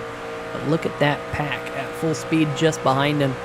They're really closing in on Philip. We're going to have a much smaller pack, I think, than what we have seen for most of the night with this this penultimate round of pit stops really breaking up the field. That was a little scary there. The 99 trying to do a little bit of a LePage move and slow those guys down behind him. They had to kind of dart out of the way. Now, can he stay in the draft? And the magic number's about a second to the car ahead. This is where you can start getting noticeable draft. I think Philip Scott is in the clear. He was just able to hang on to the bungee cord that is the draft, and he is able to stay with this lead pack. So he's not going to inherit the lead through all of this, but he did get a good stop, and he's going to be a part of this lead pack. And you know as well as I do, Peter, at these tracks, Daytona, Talladega, any plate race at all, if you're in the lead pack, you've got a chance to win. Anything can happen in these closing laps, and we do have one more stop to go as well, so that's just another element to be considering here. It looks like a few of those drivers a little bit further back, including Philip Scott, are starting to consider starting an outside lane. Looks like the 99 is going to move up, as is Hunter in the 19. So we are starting to shuffle around, no longer content to ride single file. These guys are going to try to figure something out. Yeah, I do want to make mention, under this round of green flag pit stops, we had another pit road speeding penalty. This time it is Vincent Valvano. I noticed he was a little bit sporty getting onto pit road around his Total Nonstop Racing teammates, but unfortunately Valvano had that long stay. Ooh, threw up a little bit of dust there off the right side of his truck, and as you see right now, falling 1 lap down. Good news for Vinny is he will be the first truck 1 lap down, but he's going to have to get one of those cautions to get back into the mix. 20 laps to go, side by side for the race lead. Bryce Hunter on the outside leading. And one driver we haven't really mentioned here tonight, he had a good finish in the duel last week, Andre. The number 77, the Simbox truck, right there. Second in line on the high line, slowly but surely, quietly, has got himself up into the top 5, I think, for the first time all night. And of course, there's no better time to get into the top 5 for the first time than in the final 20 laps or so. So definitely got to keep our eyes on Doug Neal. Sat on the pole here a couple of years ago on 3-wide TV at Daytona and given a shot to the back bumper of Bryce Hunter as they head down the backstretch. And it was a big shot, but it wasn't quite enough to get out in front of the Tesoros, who are still linked up, but a little bit of a blink there out of our leader. It's not a very common thing for either of the Tesoros. In fact, I can very rarely remember either of them having any sort of connection issues, so I wouldn't expect that to be a constant. May have just been a one-off thing there, as it is still side by side, the 19 trying to do what he can there. Tristan Maher pushing Doug Neal on the outside. Very well formed up on the outside, but I think they're going to need another truck or two if they're going to have a shot at it. Here comes Bryce Hunter again in the 19, making a charge, and a little bit squirrely out of Tesoro. Man, oh man, you link up the bumpers at the wrong angle, and that's what happens. That little bit of speed that they scrubbed off getting loose, Peter, that was enough. The 19 able to duck down and take the lead. Yeah, takes the lead for, I think, the first time outright here tonight. So good job by Bryce Hunter. But now here comes Doug Neal wanting to lead for the first time here tonight. In fact, I think Hunter led it a little bit earlier in the race. But Doug Neal, I don't think he had led until that very moment. So that Simbox Chevrolet sporting Simbox on the hood. Of course, if you're watching this and you are a sim racer yourself and you're in need of a button box, well, there's no better place to go than Simbox. Go check them out, facebook.com/SimboxPC. Doug Neal right there, he makes them all. He makes all those Simbox button boxes, can make them to custom orders. Tell them what you want, switches, knobs, buttons, etc. We call them button boxes, but they're knob boxes. They're button boxes. They're switch boxes. They even have switches that have that safety guard on them. So if you're trying to fire rockets out the front of your... No, I'm just kidding. The only time you could fire rockets out the front of your car was in NASCAR Dirt to Daytona. That was a fun game back in the day. But right now, Simbox, one of the great supporters of National Sim Racing Association over the past couple of seasons that we've been broadcasting here on 3 Wide TV, and great to see that truck out front again as they push halfway down the backstretch here. Folks in the chat, who's your pick to get the win here tonight? Adam Dama asking what happened to Garrett Gleason. Adam, unfortunately, Garrett had an issue early in the race where he had a screen go blank right in the middle of the pack. He stuffed it in the outside wall, dropped to the back of the field, screen came back, but that truck was never the same. It was down on Zorses, I believe. And the Windsors, they think that Bill Edwards is in with a shout at the win. And I have to say, Bill Edwards, he's in the front pack. He's been keeping his number 5 Toyota clean here tonight. New look. I'd say it's a new look. I don't know. It seems like always Bill Edwards got some new look, some flashy new look. We make the joke that he's the grandfather of all the folks over at Total Nonstop Racing. It's just a joke, folks. Don't take that personally, Bill. But he's always got a flashy look. He's always got this very youthful look on his truck, which I think just makes that joke even better. But Bill's got a hot rod here tonight. Has led a couple of laps and definitely in with a shout at the win here tonight. Wilson Clark saying, let's go Julian Tesoro. Yeah, got the Tesoros up at the front of the field. And, I'm just looking at the front of the field, Andre. You got Julian and Dominic. We know those two drivers will work together, no doubt. We got a couple of league newcomers in here. We got Brandon King. Probably would work with other league newcomer Bryce Hunter, probably better than some of the more established people in the league. But then, usually we're used to seeing Simbox Motorsports, 2 or 3 of those trucks up at the front. None. They're beyond Doug Neal. It's just Doug Neal. We saw what happened earlier to Nate Maurer. We saw what happened to the number 52 of David Buell. In fact, Buell has taken the 52 Simbox Motorsports truck off the racetrack. He will be the 4th retirement here tonight. It's a tough break for him. I'm not sure what caused Buell to retire the 52. But Buell, Gleason, Freeman, and Justin White, the 4 trucks off the racetrack. We do have a couple of trucks a lap down. In fact, a couple more trucks going a lap down. Look at this. Andre, I was expecting this group of 5 to be able to kind of hold their own. Well, they did so for a while. But Nate Maurer, our series champion, 14th place, just went a lap down, and we got 3 wide action here as the lappers starting to make things a little bit interesting. There's the number 48, then in the middle, that's Fred Lester, who takes the number 19 machine of Bryce Hunter all the way up to the top side of the racetrack. Now we're back to 2x2. But some of these trucks back here, like Adam Newton, Mitchell Adams, I was expecting to see Mitchell Adams have a shot at the W here tonight. Not the night that he's going to hope for. Is really, we got a group of trucks racing for the lucky dog position in and amongst our race leaders. Yeah, and that cost the 19 a ton of time, and it has trapped him on the outside. And remember, we're getting a little bit closer to the final pit stop sequence, so you don't really want to be on the outside. You want to be down on that double yellow. You want to have free access to the apron so that you can get down pit road. And now that 19's kind of stuck up there, and you can see how much time he's lost to these 2 drivers up front, Doug Neal, Tristan Maher. They've got about a 4/10 of a second, almost half a second advantage over second place, which at a plate track is just about unheard of.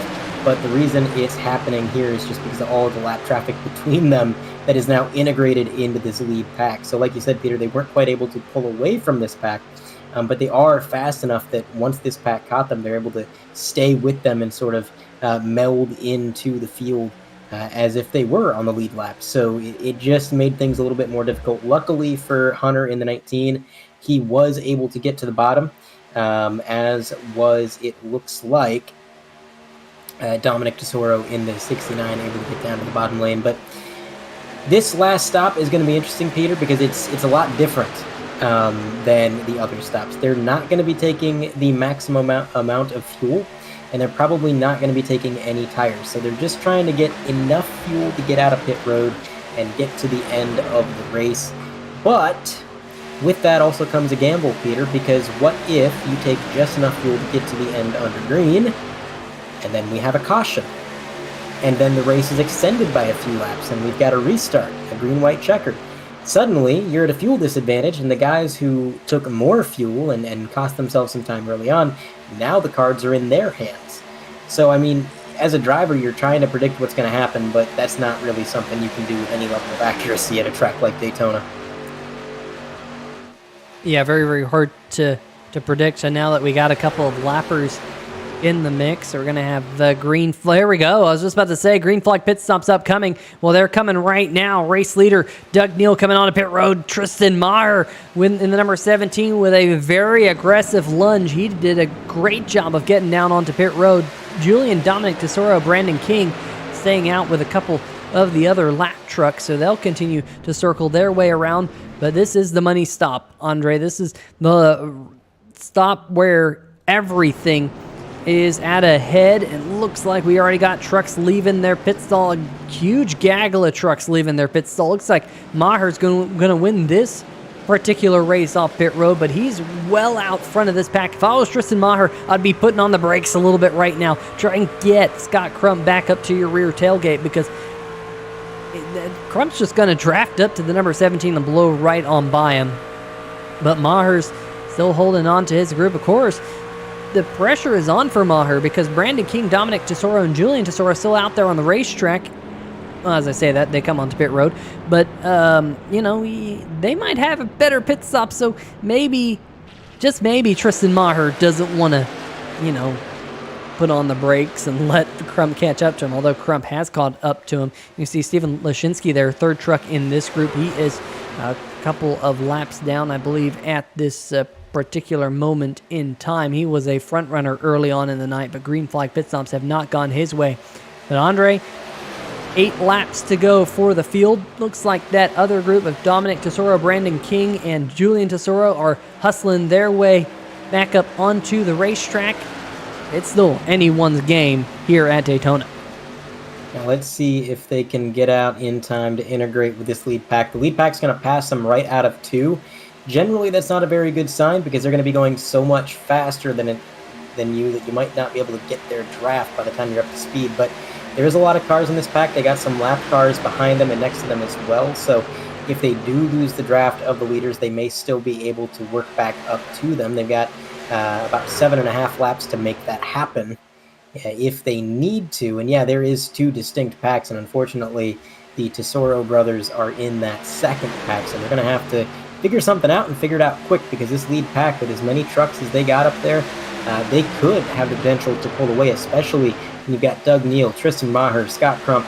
These guys have been so fast all night long, and when you got them working together, when you got them pushing one another, I think you're going to see some pretty good lap times out of these guys. And then at the tail end of this lead pack, you've also got Philip Scott. Philip wants to win this race. He's been working so hard all night to get up towards the front of the pack, and it seems like every time he does, he just gets up front, and the pit sequence happens. He gets shuffled a little bit further back, and he's got to do it all over again. Well, no more pit stops here tonight, barring anything crazy happening. So all that's on his mind is cutting his way up through the field, using the draft as effectively as he can, and maybe getting out to the lead. So there's going to be a whole lot going on in this lead pack. And as we say that, look at that. It only took them about a lap and a half, Peter. The second pack has caught them. Yeah, and Julian Tesoro still maybe 9/10 of a second back, but we think that he's close enough that he'll be able to suck back to the front pack. By my numbers, it looks like we're going to have a 10 truck group. Now, if you start counting trucks, you'll see a lot of other trucks in the mix. Those are a lot of lap trucks in the mix. In fact, that second truck on the outside line, the 971 Nate Maurer, he's the first truck one lap down. Mitchell Adams in the blue and orange truck there that you see, fifth truck on the high line, he's one lap down. There's a couple of other lappers in the mix, but 10 trucks that you see on your screen right now are on the lead lap and vying for the win here as we go to 5 laps to go. And it is a battle between Tristan Maher and Doug Neal right now.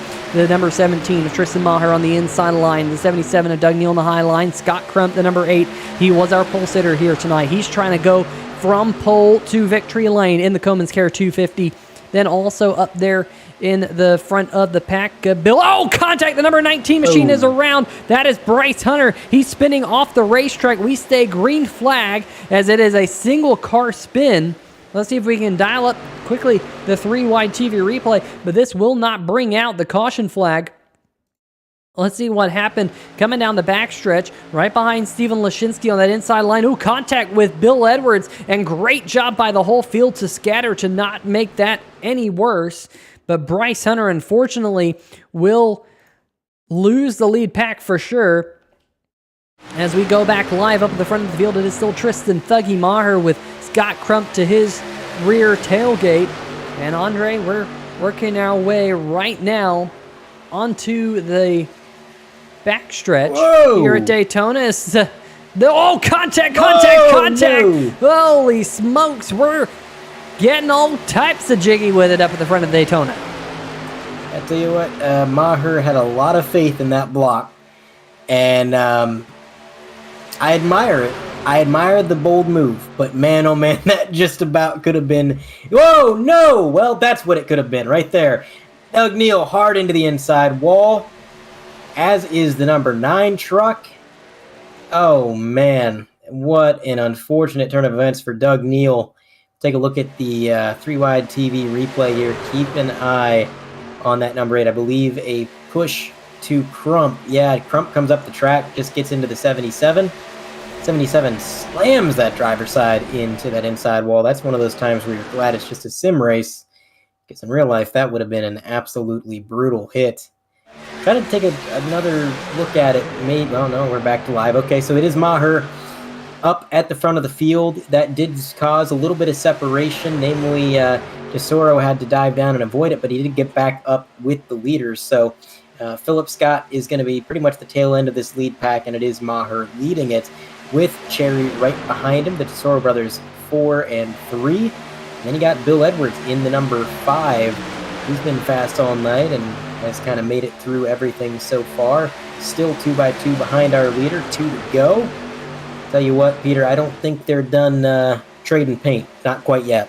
I don't think they are. If we saw anything in the duels last week, it was a battle all the way to the checkered flag. Here comes Julian Tesoro on the high side, the number 92, the black and white machine, gold numbers, trying to get the gold here tonight. Bill Edwards, second truck on the high line. He wants to get a victory lane here tonight. Third truck on the high line's the lapped car. Mitchell Adams trying to mix it up with these other drivers around him. He's also trying to get as many points as he can get. It hasn't been his night. White flag going to be in the air, though. It is Maher at the line as the white flag waves. It has been mighty impressive. Really, only a handful of cautions here tonight, as we have been pretty much clean and green. Yes, we saw a couple of accidents over the last couple of laps, but those drivers spun to the inside of the racetrack. Not enough to bring out an iRacing.com caution flag, but halfway down the backstretch, it is Tristan Thuggy Maher, the Eclipse Photography Ford F-150, leading the way with Matt Cherry on his bumper. Andre, we said Matt Cherry's aggressive. What's Matt going to do as we come to the line?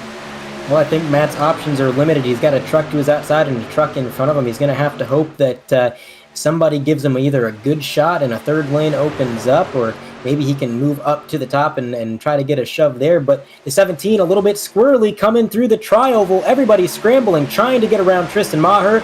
It's 3 wide for second, but only one man in front, and that is the number 17 of Tristan Maher, starting the season out strong. He's going to win the Choman's Care 250 here at Daytona. What a run it was. I mean, he was being pushed so hard those last few laps. He was getting squirrely just about every single corner. I think his rear tires were off the ground more than they were on him, and he still held on to it to claim that checkered flag. Yeah, fantastic job there by Maher. field behind him, paddling to the line. Looks like Bill Edwards going to come across the line with a second-place finish. Matt Cherry third. It wasn't to be for Julian Tesoro. He fell back to fourth. Dominic Tesoro rounding out our top five. So good night, all things considered, for the Tesoro brothers. But some really good racing right there at the end. They saved the wrecking till after the checkered flag. But for Maher, no better way to start off your 2023 Stay Tuned Sports Podcast Truck Series campaign than in Daytona Victory Lane, and gonna light them up here on the front stretch. A well-deserved celebration there for the 17. He was in a really good position. I think the mistake that the trucks behind him made was that they didn't fall back. They didn't allow that 17 to build up a big lead so that they could slingshot around him. They just pretty much stayed glued to his bumper. So by the time we got to the tri-oval, the runs they were building weren't quite enough. And then you compound the fact that everybody else was trying to scramble to pass one another and they're slowing each other down. It all just sort of came together in a way where Tristan Maher was able to play a little bit of defense and roll away with the win. But I'll tell you what, Peter, why don't you walk us through our total final running order, and I will try and set up these interviews here if I can't find these guys in the Discord. Yeah, Tristan Thuggy Maher taking home the dub here tonight at Daytona. Bill Edwards coming home in second. Matt Cherry rounding out our podium. Julian and Dominic Tesoro fourth and fifth. Then fifth place, great debut for Brandon King in the number 55. Philip Scott coming home seventh. Then eighth, Scott Crump calling in his own number there at the checkered flag. It was an eventful last couple of laps for Scott Crump. Then finishing in ninth, the Michael McCauley, Bryce Hunter rounding out our top 10 even after that late race spin on the backstretch. So, you know, all things considered, it could have been a lot worse, Bryce. A good showing for the number 19 in his debut. Paul Bilson, Jeff Price in 11th and 12th. Mitchell Adams, Vincent Valvano 13th, 14th. Nate Maurer 15th. And then Fred Lester, the 48 machine, one lap down for in 16th. Adam Newton 17th. Joshua Corner in 18th. 19th, Jason Shue. Jimbo Casterline rounding out our top 20. John Flamion in 21st. Doug Neal, tough break for him right there at the end. Pile drove into the inside wall. That, I think, sent the number 77 behind the wall. Engine was toast after that. Joshua Smith finishing 23rd. Stephen Lashinsky 24th. David Buell 25th. Garrick Leeson, Jason Freeman, and Justin White rounding out our field here. 28 starters at Daytona International Speedway. But for Tristan Maher, it was a great night. Andre, you got those interviews lined up for us?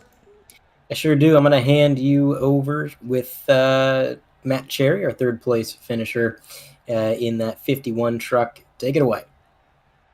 Matt Cherry, Peter Short, 3 Wide TV booth. You got a copy? Yeah, I got you. Well, you know, we had mentioned throughout the show that you're one of the more aggressive drivers out there. You had a really aggressive final pit stop, did a really good job getting onto pit road.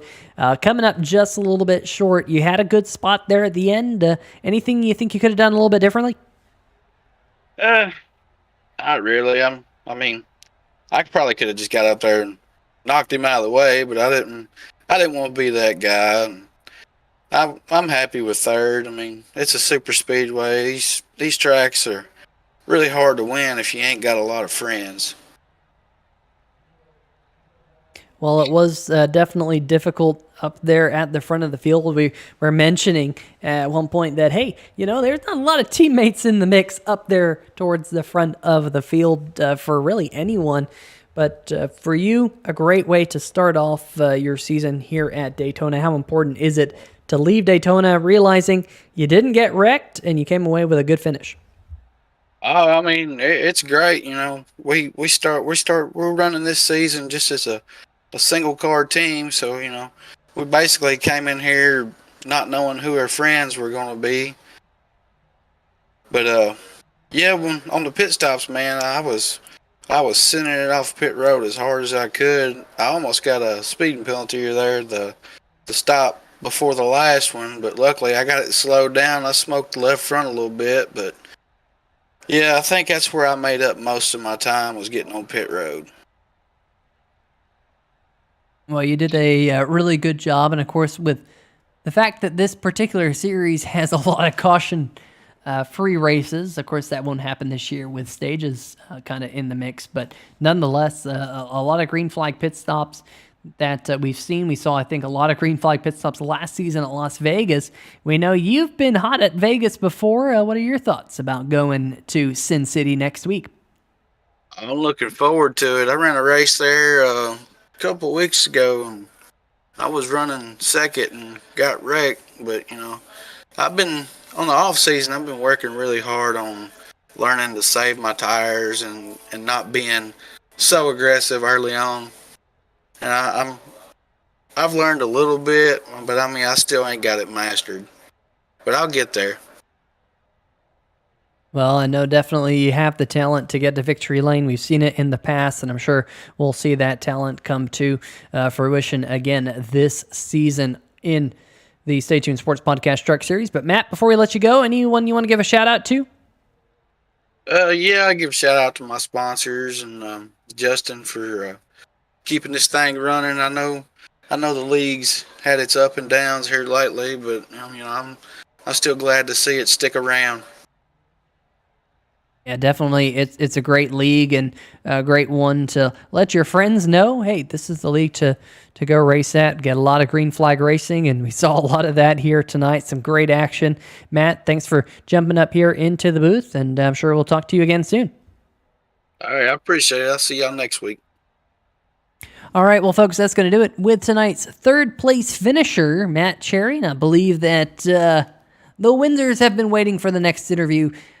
I think Andre Grambush is caught up with none other than Bill Edwards. Mr. Edwards, you got a copy? Yes, sir. Well, Bill, that was one heck of a night. You were up there in the fray for pretty much all 100 laps. I mean, you got so much camera time up there battling with those guys, and it was definitely fun to watch. And when it came down to it, at the line, I think the battle for second was a little bit closer than the battle for the lead. You guys were 3, maybe even 4 wide. Tell me a little bit about it. Oh, yeah. I mean, I was just riding out. I was pushing. I think I come off 4 there. And he opened the door, and I said, well, if it's going to be open, I'm going to take a stab at it at least. And got that middle lane pull, and up I went. So it worked out. I wasn't expecting it. I was kind of expecting some craziness at the end there, and everybody kept it clean. So hats off to all the drivers out there. Yeah, hats off indeed. I mean, tonight's race was something of an anomaly, I would say, for a track like Daytona. It was a very clean race, a lot of green flag racing, and not a whole lot of attrition. A lot of trucks were still around at the end to finish this thing. What was the key to this race in terms of being able to kind of keep yourself safe and out of too much trouble? My thing is you got to make it to lap 100. I mean, you can come from 10th place back sometimes and still win it. It's just you got to get there, and that's always half the battle with these things. So, there's a lot of places to make mistakes. There's a lot of chances where you can get wrecked out. One bad pit stop, you go a second down, and you're off the pack, and that's it. So we had a good group of guys, all my STS teammates here. We came through there, and we had a good plan. We were just trying to push, in pit and try to stay together, and we made it work all the way to the end. You sure did. Now, anytime you can start a season on the podium, that's a pretty good start to the year and definitely a solid points night. Now, next week, we're going to be going to Las Vegas, a 1.5 mile track. A little bit of a different experience from a track like Daytona. How do you feel about Vegas? Oh, I like Vegas, so I'm ready for it. Hopefully, it's a little bit loose and we can have a little fun out there, get a little racy. I got to agree with you there. Vegas is a ton of fun, especially in these trucks. Well, anyways, Bill, congratulations on your second place finish. Before we let you go, is there any shout outs you'd like to make? Yep, got to give a shout out to NSRA, all my STS teammates in here, Matt, Paul, Mitchell, Jimbo, Scott, you guys up in the booth, my S2R team, fatalconcepts.com, Choman's Care, Justin, the sheriff up there. He's going to probably have his hands full after this one. Yeah, and I got to say hi to my mom who's watching. All right. Well, again, congratulations, and thank you for your time, Bill. All right, take it easy.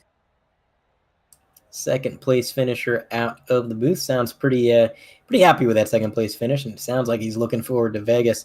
And now it is time to talk with the man, the winner of the race. Peter has caught up with our winner, Tristan Maher.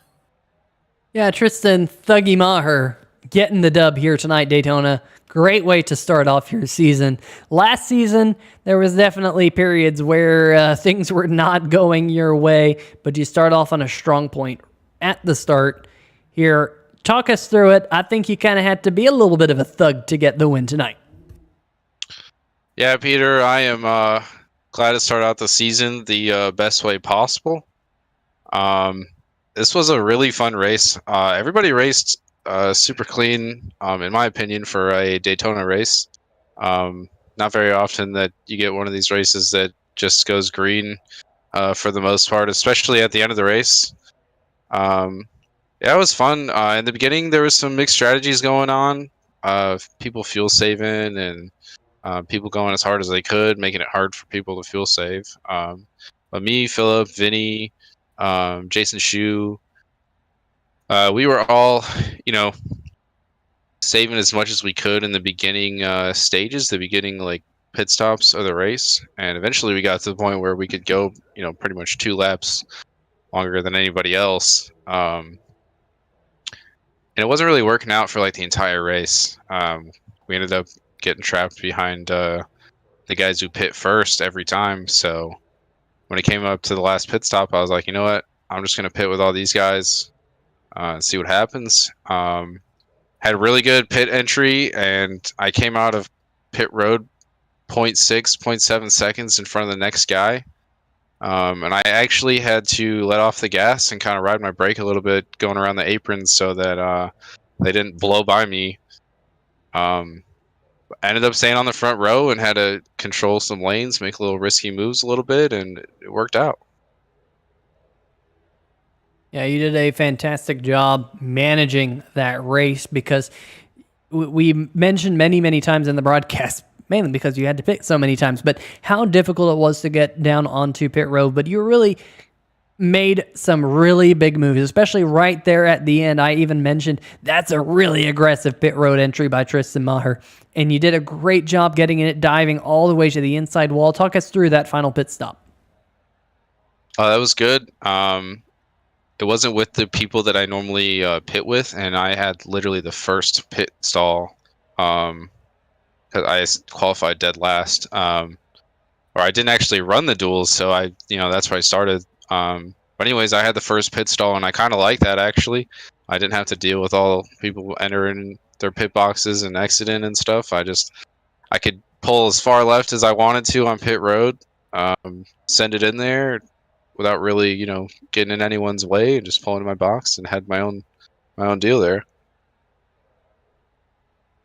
I have been in that situation before, and yes, sometimes that's really nice, kind of having your own little island on pit road to just kind of stay focused on. But that's really fantastic job. It's easier said than done. Great job executing here tonight, getting the win next week. Las Vegas, 1.5 miles, quite a bit different than what we experienced here tonight at Daytona. What are your thoughts about the high desert? I like the track. I'm going to put forth my best effort, and hopefully we can bring a good truck there and save some tires and get some good pace going and contend for the win.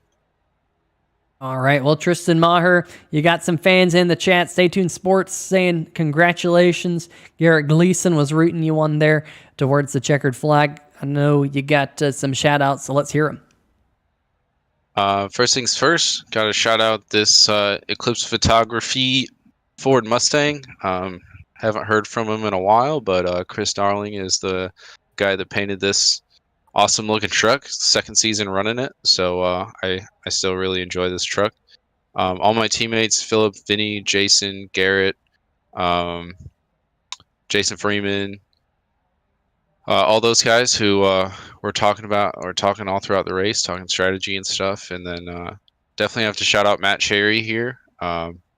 Couldn't have done it without him. He ended up being the one pushing me to the win. So thanks to him, and thanks to you guys for broadcasting. Gonna go back and watch it.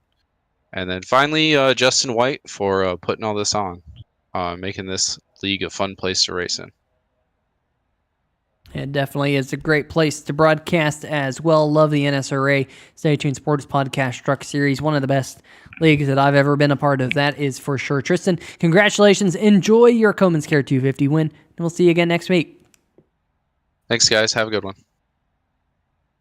All right, well, that's going to do it for our post-race interviews here in the Stay Tuned Sports Podcast Truck Series. Andre, I know we kind of went through them a little while ago, but let me bring up the final race results, and I'll let you go through them this time so everyone can see where their favorite driver finished at home.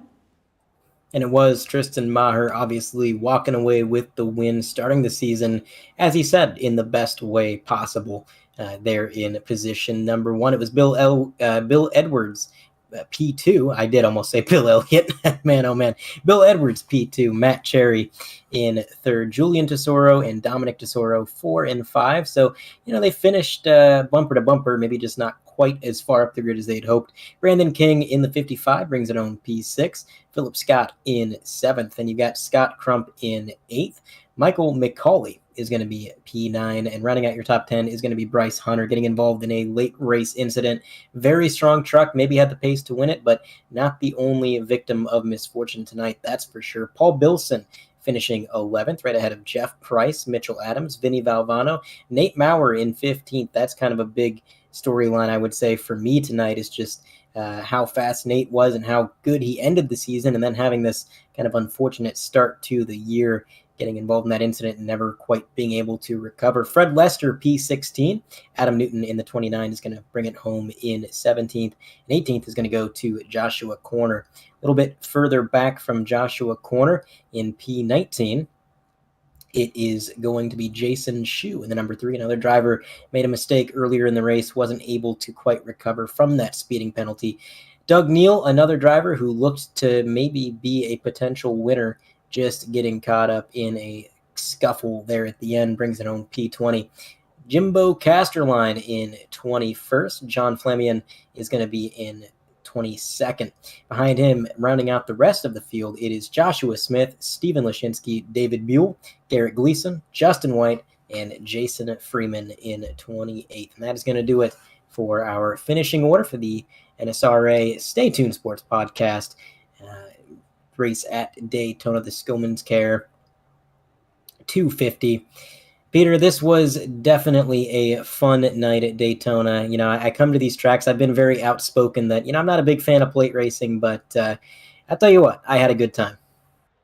Yeah, it definitely was a great race, and I really very much enjoy coming to this racetrack, and the league putting on a great show. I've broadcasted many Daytona races in the past, and they don't always end like they do tonight, with 10 or so trucks battling their way to the checkered flag in the final 10 laps. That's absolutely awesome to see. And, of course, that race to the checkered flag as well. They always keep us on the edge of our seat, or, in my case, currently, on the floor. The edge of your floor. Yeah, the edge of the floor. I hope I'm not on the edge of the floor. But a fantastic race here on 3 Wide TV. And like we said, next week, Las Vegas Speedway out there, Las Vegas, Nevada, 1.5 mile high banked oval. Going to be a fun one. They've put on some great races there in seasons past, and I expect to see the same again next week, 9 o'clock Eastern, February 24th on 3 Wide TV. But for myself, Peter Short, and everyone else in the 3 Wide TV family, including Andre Graham Bush, have a good night. We shall see ya.